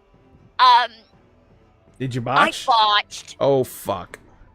Okay. This I'm is gonna- her Oh, my wait, first no, hang on a time for second. her. As you reach out with your magic, And she's like, and you slowly- you start trying to slowly turn back time on him, you feel in his body cold iron. She's gonna throw up in the tub. He has cold iron in his system. He's poisoned. Poisoned. Cold iron. Ow. No one fucking put cold iron in him. Emerus runs out of the bathroom, runs into his room, grabs Excalibur, runs out, and is now standing over him with Excalibur, which should give him all the dots in time. Yeah, if you need to stab him, stab him. And that's all y'all are hearing out of me. Because everyone in the living room is just hearing this conversation. If you need to stab him, stab him. You see enemies running in with a sword. Didn't we I'm just gonna try unstab not him? to stab him. And we're going to stop there. Oh my god. Of course. For it ends stabbing? on Stab him, stab him. stabbing. I'm just imagine like the episode. If this was a television series, the episode would be ending with Emerus like slowly beginning to hold the sword over his head, with the sword glowing with time magic. I just love Rose. Like, if you need to stab him, stab him. I don't want to stab him. I don't want to stab him. So, thank you guys for playing. I know this is a very active game. But we've got everyone back in the house in one location, and we only have one person dying. And it's not one of the main cast. Yep, it's an NPC, but it's still an NPC that everyone likes. So hopefully it won't be too bad. Now we're gonna, ladies and gentlemen, thank you so much for joining us tonight. Thank you very much for all the raids, guys. We really appreciate it. That was wonderful. Also, remember, if you want to catch Emerald Sanctums, we are on every single Tuesday from 7:30 Central Standard Time to about 10:30 Central Standard Time. Thank you very much to Em for being patient, because I know we kept her a little bit longer than normal. We're going to go ahead, and what we're going to do now is I'm going to allow these amazing people to tell you where that you can find more of their content on the massive interwebs. And after that, we're going to raid out and find someone to send this chaos crew to. Remember, when we raid, please refresh your screen when you get there, because that will help the other show with their analytics. Also, remember to let them know that Dinner and a Game sent you, and thank them for creating content so you can enjoy it. Also, do not forget that if you want to support Dinner and a Game, you can do so by subscribing on Twitch or any of our other social medias that have subscription abilities. You can send us stars on Facebook. You can send us coins on TikTok. Use coin benefits in TikTok. You can do any one of the things you can do anywhere else.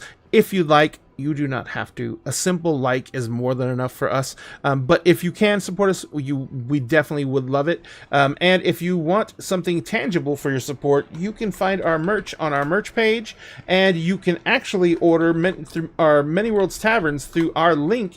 And that, if you do so, you will be able to acquire fine coffees and teas from an excellent company that ethically sources all their product. And Many Worlds Taverns is offering you 10% off your order if you use the discount code Dinner in a Game in the order. And if you use that link that we have in our chat right now, which is ManyWorldsTaverns.com/dinner and a game, we will get 10% of whatever you order as a reward for us helping Many Worlds promote their products. But all that being said, let's go ahead and start our good nights with let's start with Cove. Cove, where can people find you on the mighty interwebs? Hello. You can find me pretty much everywhere at Selkie Cove or Selkie's Cove. But you can find me here on Tuesdays playing Thea. Maybe. don't know why that's a maybe. My brain is fried, if you couldn't tell.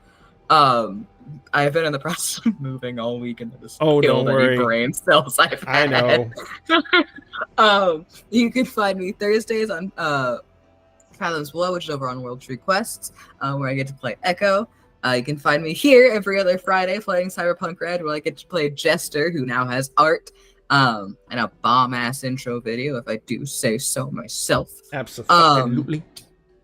And then you can find me currently kind of mostly on Meister Hypster's Twitch, but maybe that changes. Please look at my Twitter on Saturdays for Vampire the Masquerade Endless Nights, where I get to play Emirate Fane, who is a very human vampire who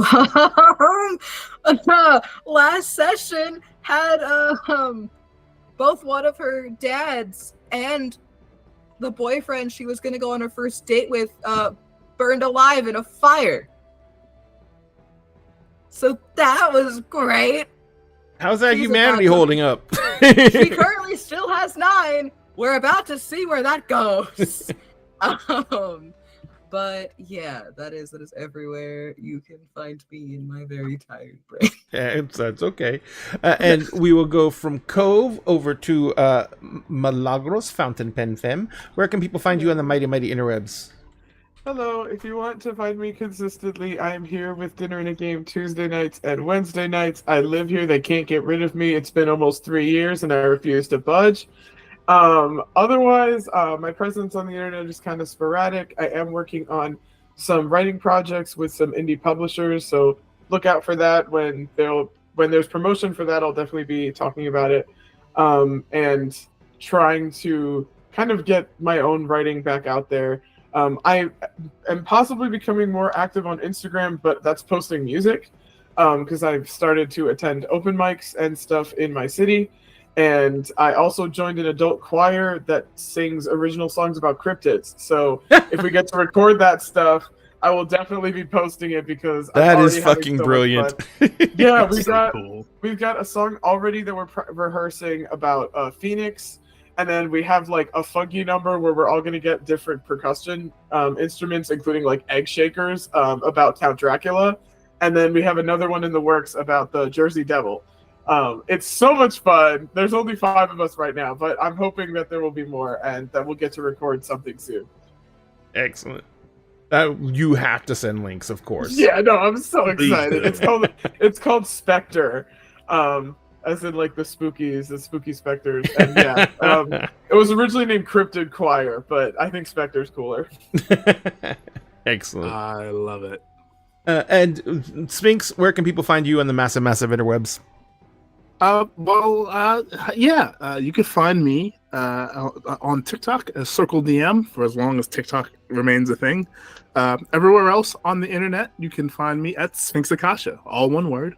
On Tuesdays and Wednesdays, you can find me right here with Dinner and a Game, playing, of course, this lovely game, Emerald Sanctums, and Wednesdays playing Kingdom of Mist. I will unfortunately not be able to attend tomorrow, but I will send all of the love and awesome for the game that does get played tomorrow. Usually every other Fridays, you can find me with ADHD Adventures, where I run my own campaign, Agents of the Circle. It is a homebrew Eberron 5e campaign. We are in our 5th and final season. It's an extended season.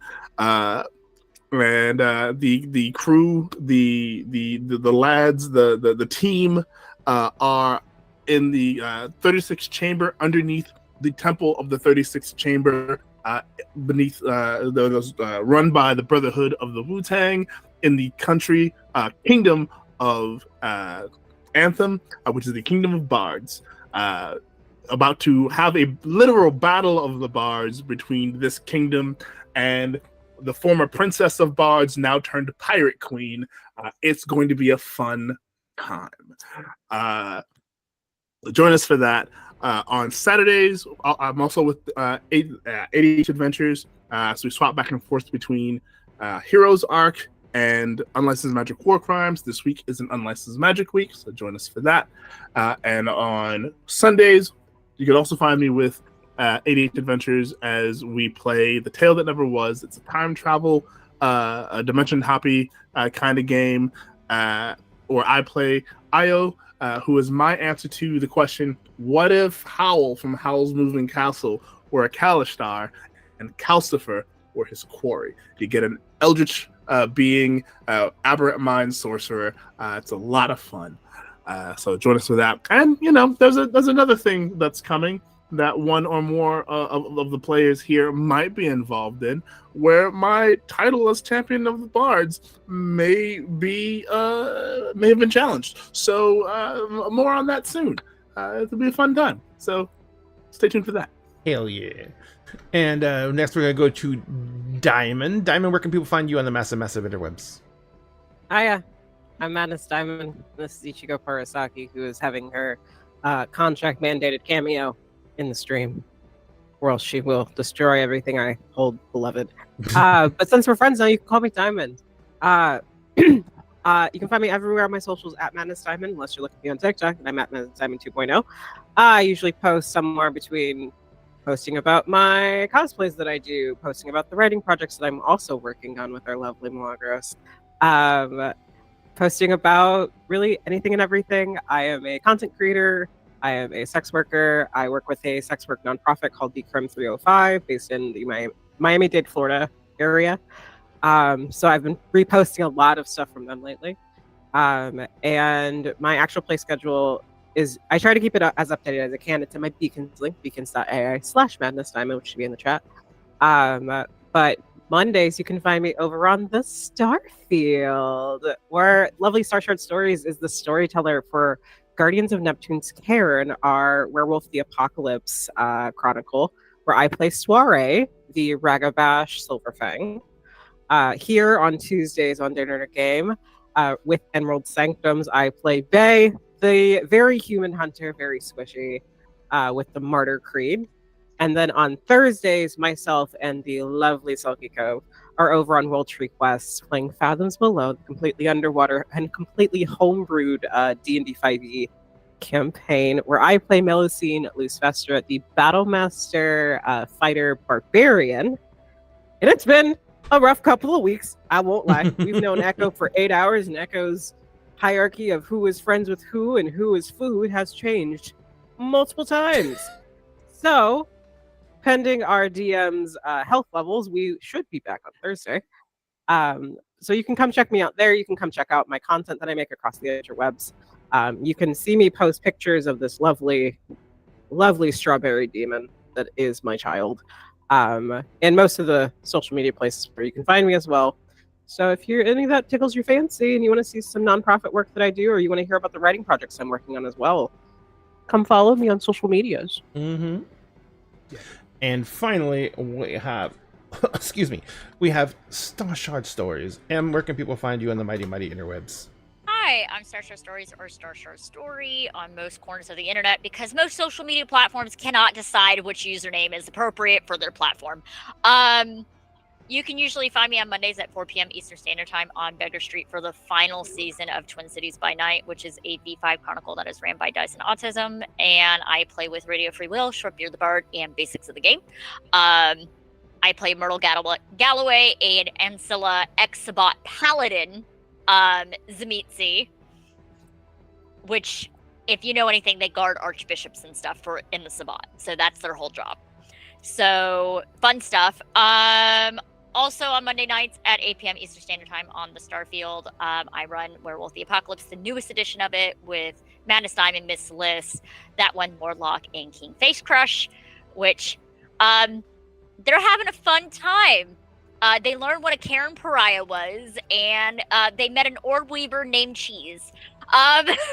We love cheese. Cheese is beloved. They love cheese, which is great. On Tuesdays, you can find me here on Edible Sanctums. On Fridays on the Starfield at 8 p.m. Eastern Standard Time, you can see me running the Midnight Codex, which is by MetaMage Studios. We are on episode 7, which is called Fairy Dust. It has Wacky from Dicey Tables podcast, Sarah from Blank Bodies podcast, Dyson Autism, and Zoot Machine. Fantastic cast. It's a bunch of movie nerds trying to learn how to be mages in a society that they now realize is heavily supernaturally influenced. I found out from the creator, the city that Midnight Codex is based on is actually based on Atlanta. Makes sense. So, which is very interesting. And then pretty soon on the Starfield at 8 p.m. Eastern Standard Times, I'll be running Apocalypse Keys, which is a Powered by the Apocalypse game, which is going to be a lot of fun. You can also find me on Dicey Tables Podcast, which is for D&D 5e currently. The next season will be Vampire the Masquerade, which will be a Bahari theme, so religious trauma-heavy chronicle. So, fair warning. And then also, you can find me running City of Glass Games social media. I am their social media management. Coming information soon for Gen Con. They run one of the largest LARPs for older World of Darkness Laws by Night every single year, and they have done so for the past 10 years. This is the final chronicle that they are running. No, I didn't know that. And yes, this is the first year of it. For the current chronicle that they're running, they've done it in different cities. They're doing a whole new, from what I know, I'm not 100% sure, they're going to do a whole new setting after year 3. Got it. So different timeline, different world. Everybody starts from scratch. Yeah, so keep in tune with that. Most of the staff announcements are on Facebook because other social media platforms have a character count. So there is that. And that is everything project-wise as of right now. Excellent. Thank you very much. And you can find all of Dinner and Games links as well as these other amazing creators in our chat right now. Please remember, the biggest thing you can do for any creator is hit that like or follow button. We would do this no matter what. It's our hobby. We enjoy it, and we would do it regardless of whether or not anyone else liked it. But it is the most massive serotonin boost you can get to find out that someone else liked your stuff enough to spend that little bit of time to hit that button. So please do that when you can for creators. It's an amazing, amazing thing for us. Also, please remember, keep yourself safe. Almost all of us went to Gen Con. Almost all of us got COVID. It is a thing. It's going to be a thing. You have to keep yourself safe, and you have to keep yourself healthy, because we want you to be able to join us every single time you have the opportunity to do so, and that means you have to have the spell slots available. And the only way you're going to do that is if you're safe and healthy. So please take care of yourselves. In the meantime, like I said, on Twitch, we're going to be raiding out to someone else's stream right now. On all our other social medias, we're going to say goodnight to you. Wish you a very great evening. Remind you to be here tomorrow for Markov & Co., who is going to run us through Monsters of the Week, and I get to play. So I'll probably die real quick. I am so sorry for y'all. Because I know what's in store for y'all. Someone will cry. That's okay. Tears can be healthy and healing. It's probably gonna be me. It almost always is you, actually. I'm the other crier. Predicting lists. Oh, really? Oh. Wow. I am actually excited now. I don't think I've ever made Liz cry. I'm not allowed to say anything. Huh? And I am sorry. I helped plot some of this, so you're welcome. That's Oh okay. my God. That's okay. It should be fun. So make sure you join us tonight. It's normally Kingdoms of Mist, but this week it's going to be Monster of the Week, run by Markov & Co. And that'll be starting at 8 p.m. Central Standard Time. On Friday, we have the walk. No, on Friday we have a community night, because normally we'd have Cyberpunk Red going on, but we have several people who have to miss. So what we're going to do is we're going to do a community night and a charity drive for PCRF. So if you can, please join us and help us raise money for PCRF. Incorrect. We had a backwards? community night the 15th. We had our community night the 15th. No one could make it. No one could do it. Oh, that's This right. week would be The Walking Dead. Oh, my bad.